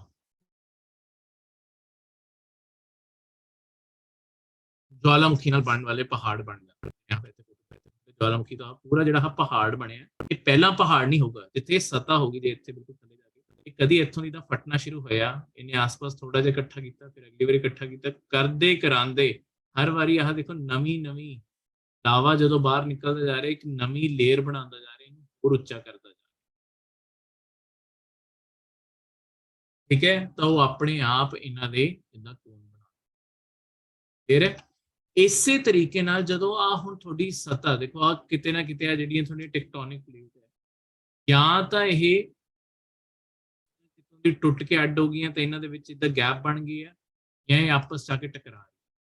ਤੁਹਾਡੀ ਸਾਰੀ ਧਰਤੀ ਇਸ ਤਰੀਕੇ ਨਾਲ ਬਣ ਚੁੱਕੀ ਹੈ ਜਿੱਥੇ ਸਾਰੀ ਦੀ ਸਾਰੀ ਸਤ੍ਹਾ ਤੁਹਾਡੀ ਇਹ ਛੋਟੇ ਛੋਟੇ ਹਿੱਸਿਆਂ ਵਿੱਚ ਹੋਈ ਠੀਕ ਹੈ ਜਿਵੇਂ ਆ ਤੁਸੀਂ ਦੇਖੋਗੇ ਆ ਪੂਰੀ ਸਾਊਥ ਅਮਰੀਕਾ ਦੀ ਪਲੇਟ ਦੇਖੋ इस पासे भी दरार आई हुई है, देखो समुद्र के अंदर है दरार आई हुई है, तो इस पासों की भी टकराव। तो इतने हजे आ सारी दी सारिया चीज़ां मेन जोग्राफी में जाके पढ़ांगे। हजे लिए मैं तुहानूं दस देना आप हजे किहड़ी चीज़ पढ़ी है। ठीक है, एक आप पढ़े है स्प्रैडिंग सेंटर, जिन्होंने मैं क्या दूर जाना है वो है स्प्रैडिंग सेंटर। आ वालियां ਜਿਹੜੀਆਂ भी आह मैरून कलर च बनी है, ये सारियां एक दूजे तो दूर जा रही है। उदों बाद ਜਿਹੜੇ कोलिजन जोन है या सबडक्शन जोन है, ये दोनों रिप्रेजेंट कर रही हैं जिधर आके प्लेटें एक दूजे वो सबडक्शन एक दूजे ਹੁਣ ਜੇ ਤੁਸੀਂ ਇਹ ਸਾਊਥ ਅਮਰੀਕਾ ਦੀ ਪਲੇਟ ਫਿਰ ਤੋਂ ਦੇਖੋਗੇ ਆਹ ਇੱਕ ਚੀਜ਼ ਨੋਟਿਸ ਕਰੋ, ਆ ਜਿਹੜੀ ਦੂਰ ਜਾਣ ਵਾਲੀ ਹੈ ਮੈਰੂਨ ਨਾਲ ਜਿਹੜੀ ਬਣੀ ਹੈ, ਦੇਖੋ ਤੁਹਾਡਾ ਆਹ ਅਫਰੀਕਾ ਆ ਰਿਹਾ, ਲੈਂਡ ਪਿੱਛੇ ਬਣਿਆ ਹੋਇਆ ਸਾਊਥ ਅਮਰੀਕਾ, ਆ ਸਮੁੰਦਰ ਦੇ ਅੰਦਰ ਅੰਦਰ ਆਹ ਪੂਰੀ पूरी लेयर एग्जिस्ट कर रही है तरीके ना समुद्र के अंदर। आ भी दूर जा रही है, आ भी दूर जा रही है, करते कराते आ भी दूर गई, आ भी दूर गई,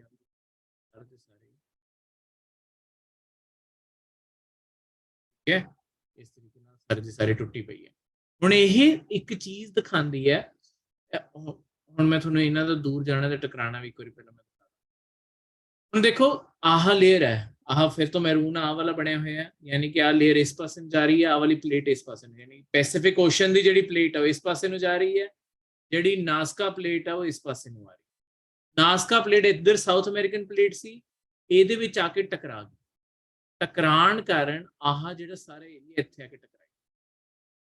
ਹੁਣ ਟਕਰਾਣ ਕਾਰਨ ਦੋ ਚੀਜ਼ਾਂ ਹੁੰਦੀਆਂ, ਜਾਂ ਤੇ ਆਹ ਪਲੇਟ ਇਹਦੇ ਥੱਲੇ ਚਲੀ ਜਾਊਗੀ, ਥੱਲੇ ਜਾਊਗੀ ਤਾਂ ਇੱਧਰ ਵਾਲੀ ਸਰਫੇਸ ਉੱਤੇ ਉੱਠੂਗੀ।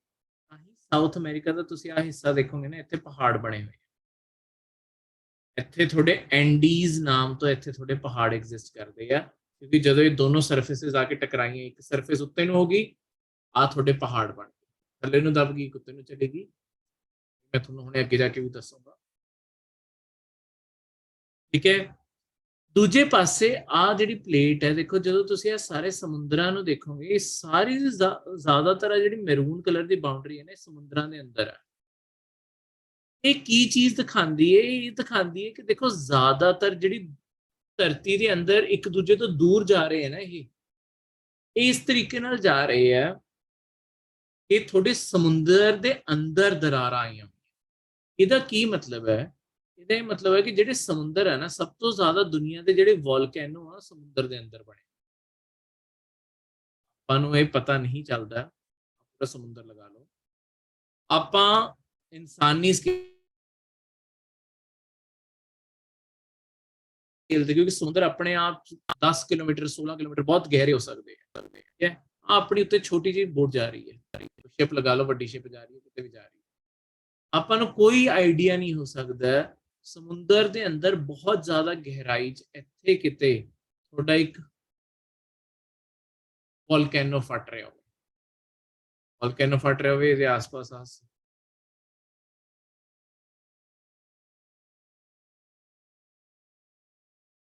ਇਸ ਸਮੁੰਦਰ ਦੀ ਸਤਹ, ਸਮੁੰਦਰ ਦੇ ਅੰਦਰ ਤੁਹਾਡੇ ਦੁਨੀਆ ਦੇ ਸਭ ਤੋਂ ਜ਼ਿਆਦਾ, ਹੁਣ ਇਹ ਫੈਕਟ ਇਸੇ ਤਰੀਕੇ ਨਾਲ ਫੈਕਟ ਬਣਦਾ ਹੈ ਕਿ ਸਭ ਤੋਂ ਜ਼ਿਆਦਾ ਦੁਨੀਆ ਦੇ ਜਵਾਲਾਮੁਖੀ ਕਿੱਥੇ ਹੈ? ਸਭ ਤੋਂ ਜ਼ਿਆਦਾ ਜਵਾਲਾਮੁਖੀ ਦੁਨੀਆ ਦੇ ਸਮੁੰਦਰਾਂ ਦੇ ਅੰਦਰ ਹੈ। ਦੇਖੋ ਹੁੰਦਾ ਕਿ ਇਹ ਸਮੁੰਦਰ ਦੀ ਸਤਹ ਹੈ, ਇੱਥੇ ਆ ਜਿਹੜਾ ਵੋਲਕੈਨੋ ਫਟਿਆ, ਨਾਲ ਦੀ ਨਾਲ ਦੋਨੋਂ ਪਾਸੇ ਗਿਰਿਆ। ਹੁਣ ਕਿਉਂਕਿ ਪਾਣੀ ਇੰਨਾ ਜ਼ਿਆਦਾ ਗਹਿਰਾਈ ਵਿੱਚ ਹੈ, ਇੱਥੇ ਜਾਂਦੇ ਜਾਂਦੇ ਤਾਂ ਤੁਹਾਡੇ -50 ਡਿਗਰੀ -60 ਡਿਗਰੀ ਟੈਂਪਰੇਚਰ ਵੀ ਹੋ ਜਾਂਦਾ ਹੈ, ਬਿਲਕੁਲ ਹਨੇਰਾ ਪਿਆ ਹੁੰਦਾ ਹੈ, ਕਿਉਂਕਿ ਸਮੁੰਦਰ ਇੰਨੇ ਜ਼ਿਆਦਾ ਗਹਿਰੇ ਹੈ, ਠੀਕ ਹੈ। ਇਹ ਜਿਹੜੇ ਇੰਨੇ ਮਾਈਨਸ ਵਿੱਚ ਥੋੜਾ ਟੈਂਪਰੇਚਰ ਆ, ਹੱਦ ਤੋਂ ਜ਼ਿਆਦਾ ਠੰਡਾ ਪਾਣੀ ਹੈ, ਤਾਂ ਇੱਥੇ ਜਿਵੇਂ ਲਾਵਾ ਫਟ ਕੇ, ਦੇਖੋ ਜਦ ਤੱਕ ਤਾਂ ਲਾਵਾ ਥੱਲੇ ਗਰਮੀ ਨਾਲ ਜੁੜਿਆ ਹੋਇਆ ਪਿਘਲਿਆ ਰਹੂਗਾ, ਪਰ ਜਿਵੇਂ ਉਹ ਫਟ ਕੇ ਬਾਹਰ ਆਇਆ, ਨਾਲ ਦੀ ਨਾਲ ਠੰਡੇ ਪਾਣੀ ਨੇ ਉਹਨੂੰ ਠੰਡਾ ਕਰਤਾ ਤੇ ਇੱਥੇ ਉਹਨੂੰ ਮਿੱਟੀ ਬਣਾ ਕੇ, ਤਾਂ ਇਸੇ ਕਾਰਨ ਉੱਤੇ ਆਪਾਂ ਪਾਸ ਵੀ ਕਰ ਰਹੇ ਹੋਈਏ ਨਾ, ਆਪਾਂ ਨੂੰ ਥੱਲੇ ਪਤਾ ਹੀ ਨਹੀਂ ਚੱਲਣਾ ਕਿ ਵੋਲਕੈਨੋ ਫਟ। ਤਾਂ ਹਰ ਵਾਰੀ ਇੱਥੇ ਇਹਨਾਂ ਨੇ ਫਟ ਕੇ ਸਮੁੰਦਰ ਦੇ ਅੰਦਰ ਕੀ ਕੀਤਾ, ਜਿਹੜੀ ਆ ਪੂਰੀ ਦੀ ਪੂਰੀ ਲਾਈਨ ਹੈ यहाँ होगी, ਇੱਥੇ ਦੋਨੋਂ ਪਾਸੇ ਫਟ ਕੇ ਇਹਨਾਂ ਨੇ ਸਾਰੀ ਜਗ੍ਹਾ ਨਾ ਦੁਨੀਆ ਦੀ ਸਭ ਤੋਂ ਵੱਡੀ ਜਿਹੜੀ ਮਾਊਂਟੇਨ ਰੇਂਜ ਹੈ ਸਮੁੰਦਰ ਦੇ ਅੰਦਰ, ਸਭ ਤੋਂ ਲੰਬੀ ਜਿਹੜੀ ਮਾਊਂਟੇਨ ਰੇਂਜ ਹੈ ਸਮੁੰਦਰ ਹੈ, ਕਿਉਂਕਿ ਦੋਨੋਂ ਸਾਈਡ ਤੇ ਵੋਲਕੈਨੋ ਫਟ ਕੇ ਇੱਕ ਤਰੀਕੇ ਨਾਲ ਪਹਾੜ ਬਣ ਗਏ ਨਾ, ਇੱਕ ਸਾਈਡ ਤੋਂ ਵੋਲਕੈਨੋ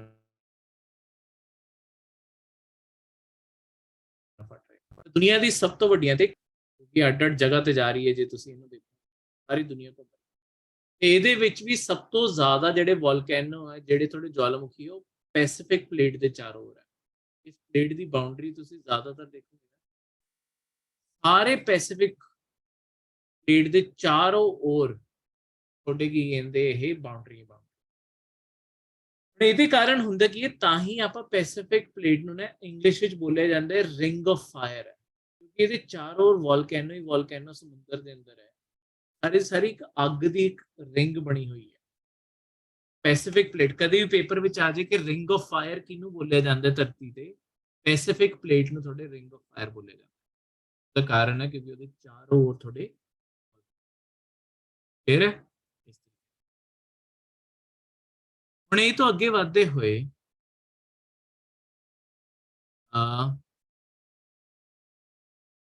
ਹੁਣ ਜਿਹੜੇ ਆਹ ਹੈਗੇ ਹੁਣ ਸਮੁੰਦਰ ਦੇ ਅੰਦਰ ਦਿਖਾਈ ਕਿੱਦਾਂ ਦਿੰਦੇ,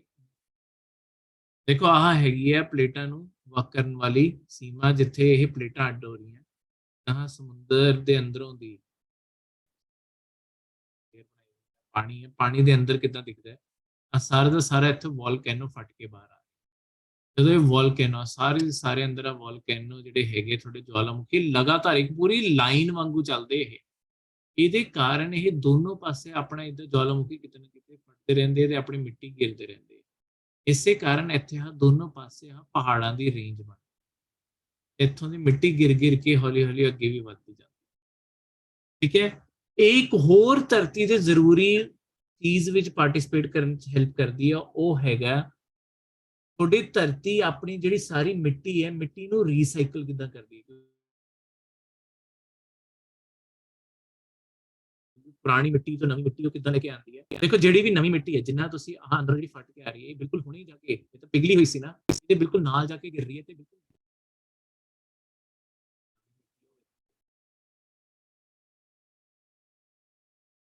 ਠੀਕ ਹੈ। ਹੌਲੀ ਹੌਲੀ ਇਹ ਮਿੱਟੀ ਇੱਥੋਂ ਦੀ, ਕਿਉਂਕਿ ਜਿਵੇਂ ਅਗਲੀ ਵਾਰੀ ਫਟੂਗਾ ਪਿਛਲੀ ਮਿੱਟੀ ਨੂੰ ਅੱਗੇ ਨੂੰ ਧੱਕਾ ਮਾਰੂਗਾ, ਹੌਲੀ ਹੌਲੀ ਉਹ ਚੀਜ਼ ਅੱਗੇ ਨੂੰ ਮੂਵ ਕਰਦੀ ਜਾਂਦੀ ਹੈ। ਕਿੱਥੇ ਜਾਂਦੀ ਹੈ, ਕਿੱਦਾਂ ਰੀਸਾਈਕਲ ਹੁੰਦਾ, ਮੈਂ ਤੇ ਇਸ ਕਾਰਨ ਤੁਹਾਡੇ ਸਾਰੇ ਸਮੁੰਦਰ ਨਾ ਇਸ ਤਰੀਕੇ ਦੇ ਦਿਖਣ ਲੱਗੇ। ਹੁਣ ਤੁਹਾਡੇ ਸਮੁੰਦਰ ਦੇ ਅੰਦਰ ਇੱਕ ਬਣ ਜਾਂਦੀ ਹੈ ਮੱਧ ਸਮੁੰਦਰੀ ਰਿਜ। ਰਿਜ ਦਾ ਮਤਲਬ ਹੁੰਦਾ ਇੱਕ ਹਾਈਟਡ ਜਗ੍ਹਾ ਬਣ ਗਈ, ਜਿਵੇਂ ਆਪਾਂ ਸ਼ਿਮਲਾ ਦਾ ਰਿਜ ਹੋ ਗਿਆ, ਇਹ ਸਾਰੇ ਕਿ ਬਿਲਕੁਲ ਟੌਪ ਤੇ ਜਾ ਕੇ ਤੁਹਾਡੇ ਸਮੁੰਦਰ ਦੇ ਅੰਦਰ ਜਿਹੜੀ ਇਹ ਦਰਾਰ ਹੈ, ਇੱਥੋਂ ਦੀ ਵੋਲਕੈਨੋ ਫਟ ਕੇ ਬਾਹਰ ਨਿਕਲੇ। ਇਹਨਾਂ ਨੇ ਦੋਨੋਂ ਪਾਸੇ ਆਪਣੀ ਸਾਰਾ ਵੋਲਕੈਨੋ ਦਾ ਮਟੀਰੀਅਲ ਜਿਹੜਾ ਲਾਵਾ ਹੈਗਾ ਦੋਨੋਂ ਪਾਸੇ ਘੇਰਨਾ ਸ਼ੁਰੂ ਕਰ, ਜਿਹੜੀ ਆਹ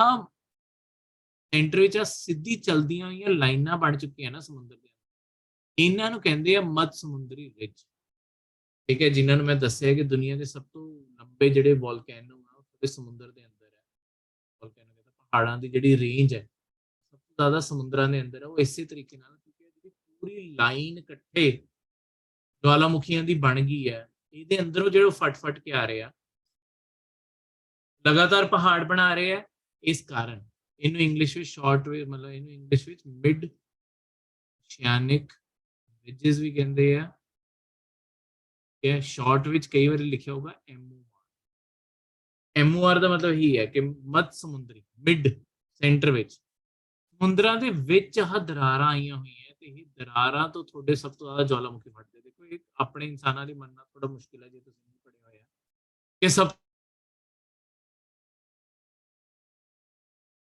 ਤੋਂ ਜ਼ਿਆਦਾ ਜਵਾਲਾਮੁਖੀ, ਕਿਉਂਕਿ ਆਪਾਂ ਨੂੰ ਦਿਖਦੇ ਥੋੜੀ ਇਹ ਦਿਖ ਜਾਣ, ਇੰਨੀ ਗਹਿਰਾਈ ਤੱਕ ਜਾਣਾ ਆਪਣੇ ਆਪ 'ਚ ਬਹੁਤ ਮਹਿੰਗਾ। ਆਪਣੀਆਂ ਜਿਹੜੀਆਂ ਸਬਮਰੀਨ ਆ ਉਹ ਵੀ ਇੰਨੀ ਗਹਿਰਾਈ ਤੱਕ ਨਹੀਂ ਜਾਂਦੀ। ਇੱਥੇ ਇਹ ਸਾਰੇ ਸਟੱਡੀ ਕਰ ਕਰਕੇ ਆਪਾਂ ਪਤਾ ਲਗਾਇਆ ਕਿ ਸਮੁੰਦਰ ਦੀ ਜਿਹੜੀ ਸਤਹ ਹੈਗੀ ਹੈ, ਸਤਹ ਤੇ ਹੈ ਕੀ, ਤੇ ਉਹ ਤੋਂ ਆਪਾਂ ਨੂੰ ਪਤਾ ਚੱਲਿਆ ਕਿ ਅੱਛਾ ਸਭ ਤੋਂ ਜ਼ਿਆਦਾ ਦਰਾਰਾਂ ਤਾਂ ਇੱਥੇ। ਆਪਾਂ ਇਹ ਜਿਹੜੇ ਛੋਟੇ ਛੋਟੇ ਜਵਾਲਾਮੁਖੀ ਆਪਾਂ ਨੂੰ ਉੱਤੇ ਦਿਖਦੇ ਆ, ਆਪਾਂ ਜਿੱਥੇ ਰਹਿੰਦੇ ਹਾਂ, ਤਾਂ ਆਪਾਂ ਇਹਨਾਂ ਨੂੰ ਹੀ ਸਭ ਤੋਂ ਵੱਡਾ ਮੰਨੀ ਗਏ। ਇਹ ਤੋਂ ਕਈ ਗੁਣਾ, 100 ਗੁਣਾ, 1000 ਗੁਣਾ ਵੱਡੇ ਜਿਹੜੇ ਜਵਾਲਾਮੁਖੀ ਉਹ ਪਾਣੀ ਦੇ ਅੰਦਰ ਹੈ, ਕਿਉਂਕਿ ਧਰਤੀ ਨੇ ਆਪਣੀ ਸਾਰੀ ਦੀ ਸਾਰੀ ਹੱਦ ਤੋਂ ਜ਼ਿਆਦਾ ਜਿਹੜੀ ਗਰਮੀ ਸੀਗੀ ਉਹ ਕੱਢਣ ਦੀ ਤੇ ਦਰਾਰਾਂ ਪਾ ਇਸ ਤਰੀਕੇ ਨਾਲ ਇਹ ਦਰਾਰ। ਹੁਣ ਇੱਥੋਂ ਮਿੱਟੀ ਆਉਂਦੀ ਹੈ ਤੇ ਇਹ ਧੱਕਾ ਵੀ ਮਾਰਦੀ ਹੈ। ਹੁਣ ਜਿਹੜੇ ਯਾਨੀ ਕਿ ਜਿਹੜੀ ਸਮੁੰਦਰ ਦੇ ਨੀਚੇ ਪਪੜੀ ਹੈ, ਆਹ ਸਮੁੰਦਰ ਦੇ ਥੱਲੇ ਵਾਲੀ ਪਪੜੀ ਲਗਾ ਲਓ, ਸਾਰੀ ਜੋੜ ਕੇ ਲਗਾ ਲਓ, ਲਗਾ ਲਓ ਆ ਇਸ ਪਾਸੇ। ਹੁਣ ਇਧਰੋਂ ਦੀ ਜਿਵੇਂ ਆ ਵੋਲਕੈਨੋ ਫਟਿਆ, ਦੋਨੋਂ ਪਾਸੇ ਨੂੰ ਧੱਕਾ ਵੱਜੂਗਾ, ਡਾਈਵਰਜ ਹੋ ਗਈਆਂ, ਇੱਕ ਦੂਜੇ ਦੂਰ ਚਲੀਆਂ ਗਈਆਂ। ਠੀਕ ਹੈ, ਆ ਟਰਾਂਸਫੋਰਮੇਸ਼ਨਲ ਫਾਲਟ ਬਾਉਂਡਰੀਜ਼ ਇਹ ਸਭ ਕੁਝ ਆਪਾਂ ਮੇਨ ਜੋਬ ਜਿੰਨਾ ਮੈਂ ਦੱਸ ਰਿਹਾ ਉਸ ਚੀਜ਼ ਨੂੰ, ਇਹ ਦੋਨੋਂ ਪਾਸੇ ਇਦਾਂ ਧੱਕਾ ਪਊਗਾ। ਠੀਕ ਹੈ, ਜੋ ਦੋਨੋਂ ਪਾਸੇ ਧੱਕਾ ਲੱਗਿਆ ਹੋਊਗਾ ਕਿ ਅੱਗੇ ਵੀ ਤਾਂ ਕੋਈ ਪਲੇਟ ਹੈਗੀ ਆ, ਇਸ ਸਾਈਡ ਤੇ ਪਲੇਟ ਹੈਗੀ ਆ, ਇਸ ਸਾਈਡ ਤੇ ਆ ਪੂਰਾ ਕੰਟੀਨੈਂਟ ਹੈ, ਇੱਥੇ ਪੂਰੀ ਜ਼ਮੀਨ ਹੈ। ਇਹ ਪਲੇਟ ਨੂੰ ਧੱਕਾ ਲੱਗਿਆ ਤੇ ਇਹ ਜ਼ਮੀਨ ਵੱਲ ਨੂੰ ਆ ਮੰਨ ਲਓ ਤੁਸੀਂ ਸਾਊਥ ਅਮਰੀਕਾ ਹੋ ਗਿਆ, ਤੇ ਜਿਵੇਂ ਮੈਂ ਤੁਹਾਨੂੰ ਦਿਖਾਇਆ ਸਾਊਥ ਅਮਰੀਕਾ ਤੇ ਜਿਵੇਂ ਹੀ ਇਹ ਕੋਲੇ ਆਈ, ਦੇਖੋ ਹੁਣ ਹੁੰਦਾ ਕੀ ਹੈ, ਇਹ ਮੈਂ ਤੁਹਾਡੀ ਆ ਪਪੜੀ ਵਿੱਚ ਹੀ ਸਭ ਤੋਂ ਪਹਿਲਾਂ ਫਰਕ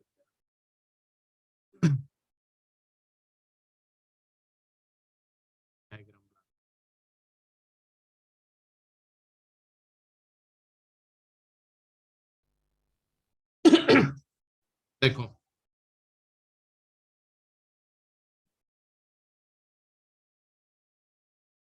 ਆ ਤੁਸੀਂ ਮੰਨ ਲਓ ਮਹਾਦੀਪ ਕੰਟੀਨੈਂਟਸ,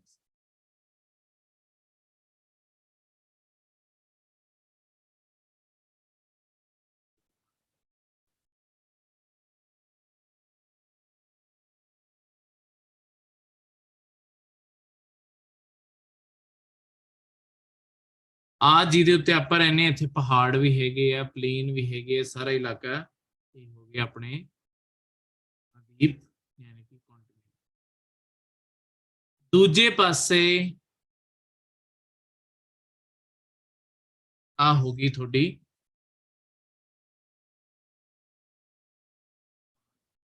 ਸਾਰੇ ਦੀਪਾਂ ਨੂੰ ਆ ਤੁਹਾਡੀ ਮਹਾਦੀਪ ਦੀ ਪਪੜੀ ਲਗਾ ਲਓ। ਠੀਕ ਹੈ, ਤੇ ਦੂਜੇ ਪਾਸੇ ਆ ਤੁਹਾਡੀ ਹੋ ਗਈ ਪਪੜੀ, ਇੱਕ ਪਾਸੇ ਮਹਾਦੀਪਾਂ ਦੀ ਪਪੜੀ, ਇੱਕ ਪਾਸੇ ਸਮੁੰਦਰੀ ਪਪੜੀ। ਹੁਣ ਇਹ ਜਿਹੜੀ ਚੀਜ਼ ਹੈ, ਦੇਖੋ ਆਹ ਮੈਂ ਤੁਹਾਨੂੰ ਦੱਸਿਆ ਕਿ ਆਹ ਸਮੁੰਦਰਾਂ ਦੀ ਜਿਹੜੀ ਹੈ, ਜੇ ਸਮੁੰਦਰ ਦੇ ਇਧਰੋਂ ਆਹ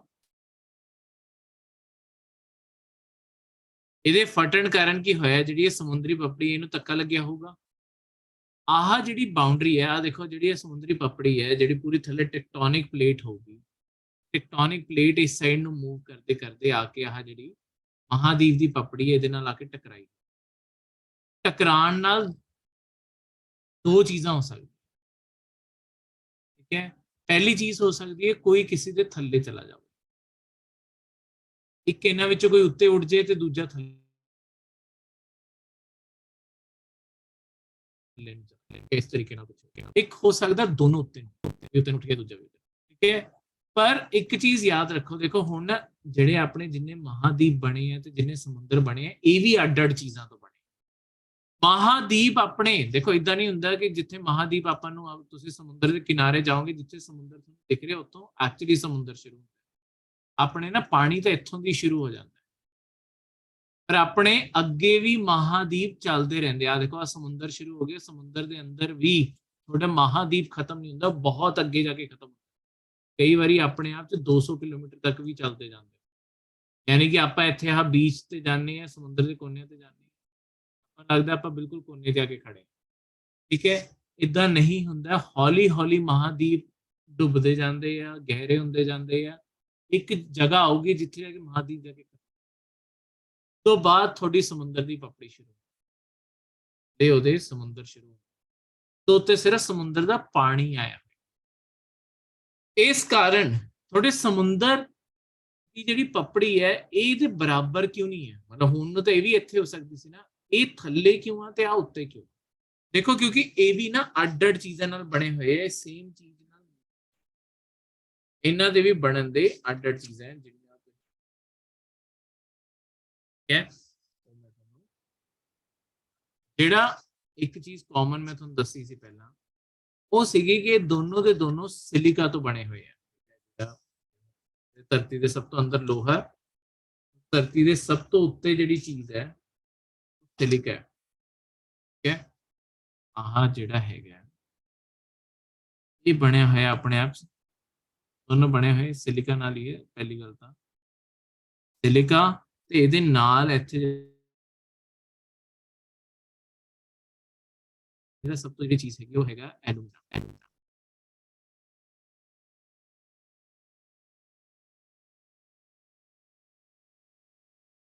ਦੂਜੇ ਪਾਸੇ ਜਿਹੜਾ ਹਾ ਸਮੁੰਦਰੀ ਪਪੜੀ ਹੈ ਇਹ ਬਣੀ ਹੋਈ ਹੈ ਇੱਕ ਤਾਂ ਸਿਲਿਕਾ ਨਾਲ ਹੀ,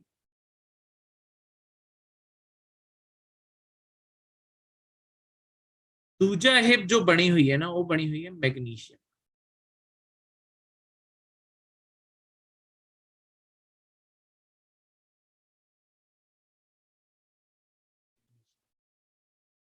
ਜਿਹੜਾ ਸਿਲੀਕॉन ਤੇ ਐਲੂਮੀਨਾ ਦਾ ਕੰਬੀਨੇਸ਼ਨ ਹੈ ਨਾ ਇਹ ਜ਼ਿਆਦਾ ਹਲਕਾ ਹੈ, ਠੀਕ ਹੈ, ਇਹਦੀ ਡੈਂਸਿਟੀ ਘੱਟ ਹੈ। ਜਿਹੜੀ ਸਮੁੰਦਰ ਦੀ ਪਪੜੀ ਜਿਹੜੀ ਸਿਲੀਕॉन ਤੇ ਮੈਗਨੀਸ਼ੀਅਮ ਨਾਲ ਬਣੀ ਹੋਈ ਹੈ ਜ਼ਿਆਦਾ ਗਾੜੀ ਹੈ, ਜ਼ਿਆਦਾ ਡੈਂਸ ਹੈ, ਇਸ ਕਾਰਨ ਇਹ ਜ਼ਿਆਦਾ ਮਹਾਦੀਪ ਤੁਹਾਡੇ ਆਹ ਪਹਾੜ ਇਹ ਸਭ ਕੁਝ ਦਿਖਣ 'ਚ ਬਹੁਤ ਵੱਡੇ ਲੱਗ ਸਕਦੇ ਆ ਪਰ ਇਹ ਹਲਕੇ ਆ। ਸਮੁੰਦਰ ਤੋਂ ਜ਼ਿਆਦਾ ਭਾਰੀ ਹੈ, ਆਪਣੇ ਆਪ 'ਚ ਖੋਖਲੇ ਹੈ ਕਿਉਂਕਿ ਜਿਨ੍ਹਾਂ ਚੀਜ਼ਾਂ ਤੇ ਬਣੇ ਆ ਇਹ ਬਣੇ ਹੀ ਹਲਕੀ ਚੀਜ਼ਾਂ ਨਾਲ।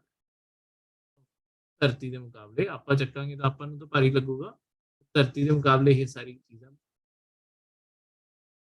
ਵੈਸੇ ਵੀ ਹਲਕੇ ਦਾ ਮਤਲਬ ਹੈ ਡੈਂਸਿਟੀ ਤੋਂ ਹਲਕੇ। ਇਸੇ ਕਾਰਨ ਥੋੜੀ ਸਮੁੰਦਰ ਦੀ ਪਪੜੀ ਨਾਲ ਕੀ ਹੁੰਦਾ, ਸਮੁੰਦਰ ਦੀ ਪਪੜੀ ਜਿਹੜੀ ਹੈਗੀ ਹੈ ਉਹ ਥੋੜੀ ਮਹਾਦੀਪ ਦੇ ਪਪੜੀ ਦੇ ਥੱਲੇ ਦੱਬਣ ਲੱਗ ਜਿਵੇਂ ਜਿਵੇਂ ਆਹ ਇੱਧਰ ਨੂੰ ਮਿਲਾ ਜਿਵੇਂ ਧੱਕਾ ਵੱਜਿਆ ਇਹ ਆ ਕੇ ਇੱਧਰ ਆਹ ਮਹਾਦੀਪ ਦੀ ਪਪੜੀ ਨਾਲ ਟਕਰਾਈ ਇਹ ਇਹਦੇ ਥੱਲੇ ਚਲੀ ਜਾਊਗੀ, ਯਾਨੀ ਕਿ ਮਹਾਦੀਪ ਦੀ ਪਪੜੀ ਉੱਤੇ ਨੂੰ ਰਹਿ ਜਾਂਦੀ ਹੈ ਤੇ ਆਹ ਥੱਲੇ ਨੂੰ। ਪਰ ਜਦੋਂ ਇਹ ਥੱਲੇ ਨੂੰ ਜਾਊਗਾ ਆਪਸ ਵਿੱਚ ਰਗੜ ਪਊਗੀ ਨਾ ਦੋਨਾਂ ਦੀ, ਰਗੜ ਪੈਣ ਨਾਲ ਕੀ ਹੁੰਦਾ ਕਿ ਵਿੱਚ ਵਾਲਾ ਏਰੀਆ ਆਹ ਇੱਥੇ ਦੋਨੋਂ ਸਾਡੀ ਰਗੜ ਪਈ,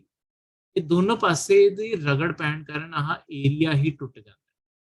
ਇਹ ਏਰੀਆ ਟੁੱਟ ਕੇ ਆਪਣੇ ਆਪ 'ਚ ਤੁਹਾਡੇ ਖਾਈ ਬਣਾ ਦੂਗਾ। ਦੁਨੀਆ ਦੀਆਂ ਸਭ ਤੋਂ ਗਹਿਰੀਆਂ ਖਾਈਆਂ ਵੀ ਇੱਥੇ ਹੀ ਹੈ ਜਿੱਥੇ ਤੁਹਾਡੇ ਮਹਾਦੀਪ ਤੇ ਸਮੁੰਦਰ ਦੀ ਪਪੜੀ ਮਿਲਦੀ ਹੈ। ਇਹ ਇੱਕ ਦੂਜੇ ਦੀ ਸਤ੍ਹਾ ਨੂੰ ਤੋੜ ਦਿੰਦੀ ਹੈ। ਦੇਖੋ ਜਿਵੇਂ ਹੀ ਇੱਕ ਦੂਜੇ ਦੇ ਕੋਲੇ ਆਏ, ਜਿਵੇਂ ਇੱਕ ਦੂਜੇ ਦੇ ਕੋਲੇ ਆਏ ਇਹਨਾਂ ਨੇ ਰਗੜ ਖਾਧੀ, ਰਗੜ ਖਾਣ ਨਾਲ ਆਹ ਟੁੱਟੇ ਤੇ ਵਿੱਚ ਥੋੜਾ ਜਿਹਾ ਗੈਪ ਬਣ ਗਿਆ। ਆਹ ਜਿਹੜਾ ਗੈਪ ਬਣਿਆ ਹੋਇਆ ਵਿੱਚ ਵੱਡੀਆਂ ਗਹਿਰੀਆਂ ਖਾਈਆਂ, ਦੁਨੀਆ ਦੀ ਸਭ ਤੋਂ ਵੱਡੀ ਖਾਈ ਜਿਹਦਾ ਨਾਮ ਹੈਗਾ ਚੈਲੰਜਰ ਡੀਪ, ਜਿਹੜਾ ਤੁਹਾਡੇ ਫਿਲੀਪੀਨਸ ਦੇਸ਼ ਹੈ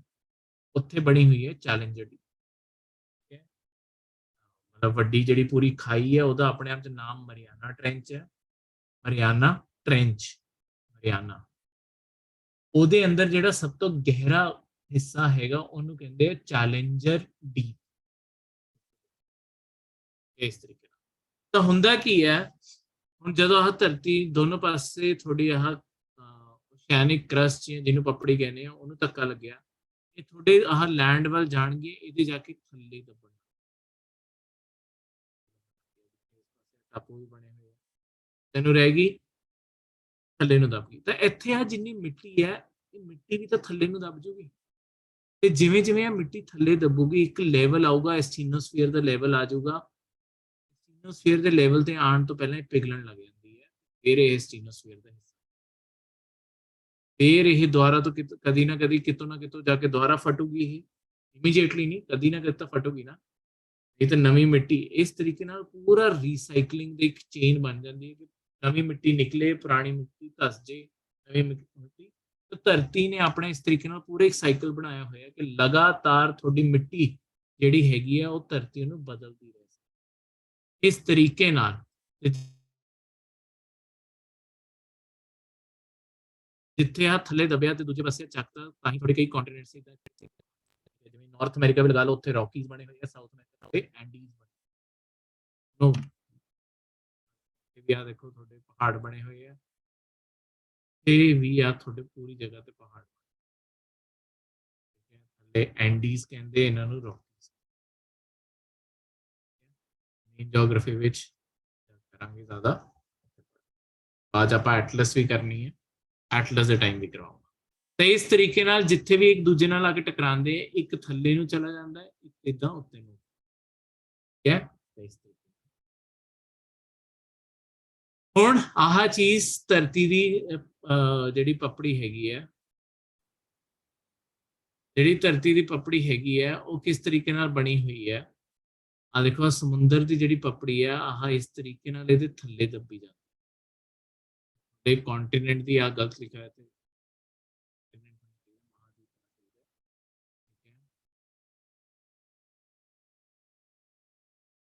महाद्वीप ਦਾ ਤੁਹਾਡੇ ਇਸ ਪਾਸੇ ਸਮੁੰਦਰ ਆ ਵਾਲੀ ਸਾਰੀ ਲੇਅਰ ਥੱਲੇ ਨੂੰ ਗਈ ਆ ਉੱਤੇ ਨੂੰ ਰਹਿ ਗਈ ਇਸ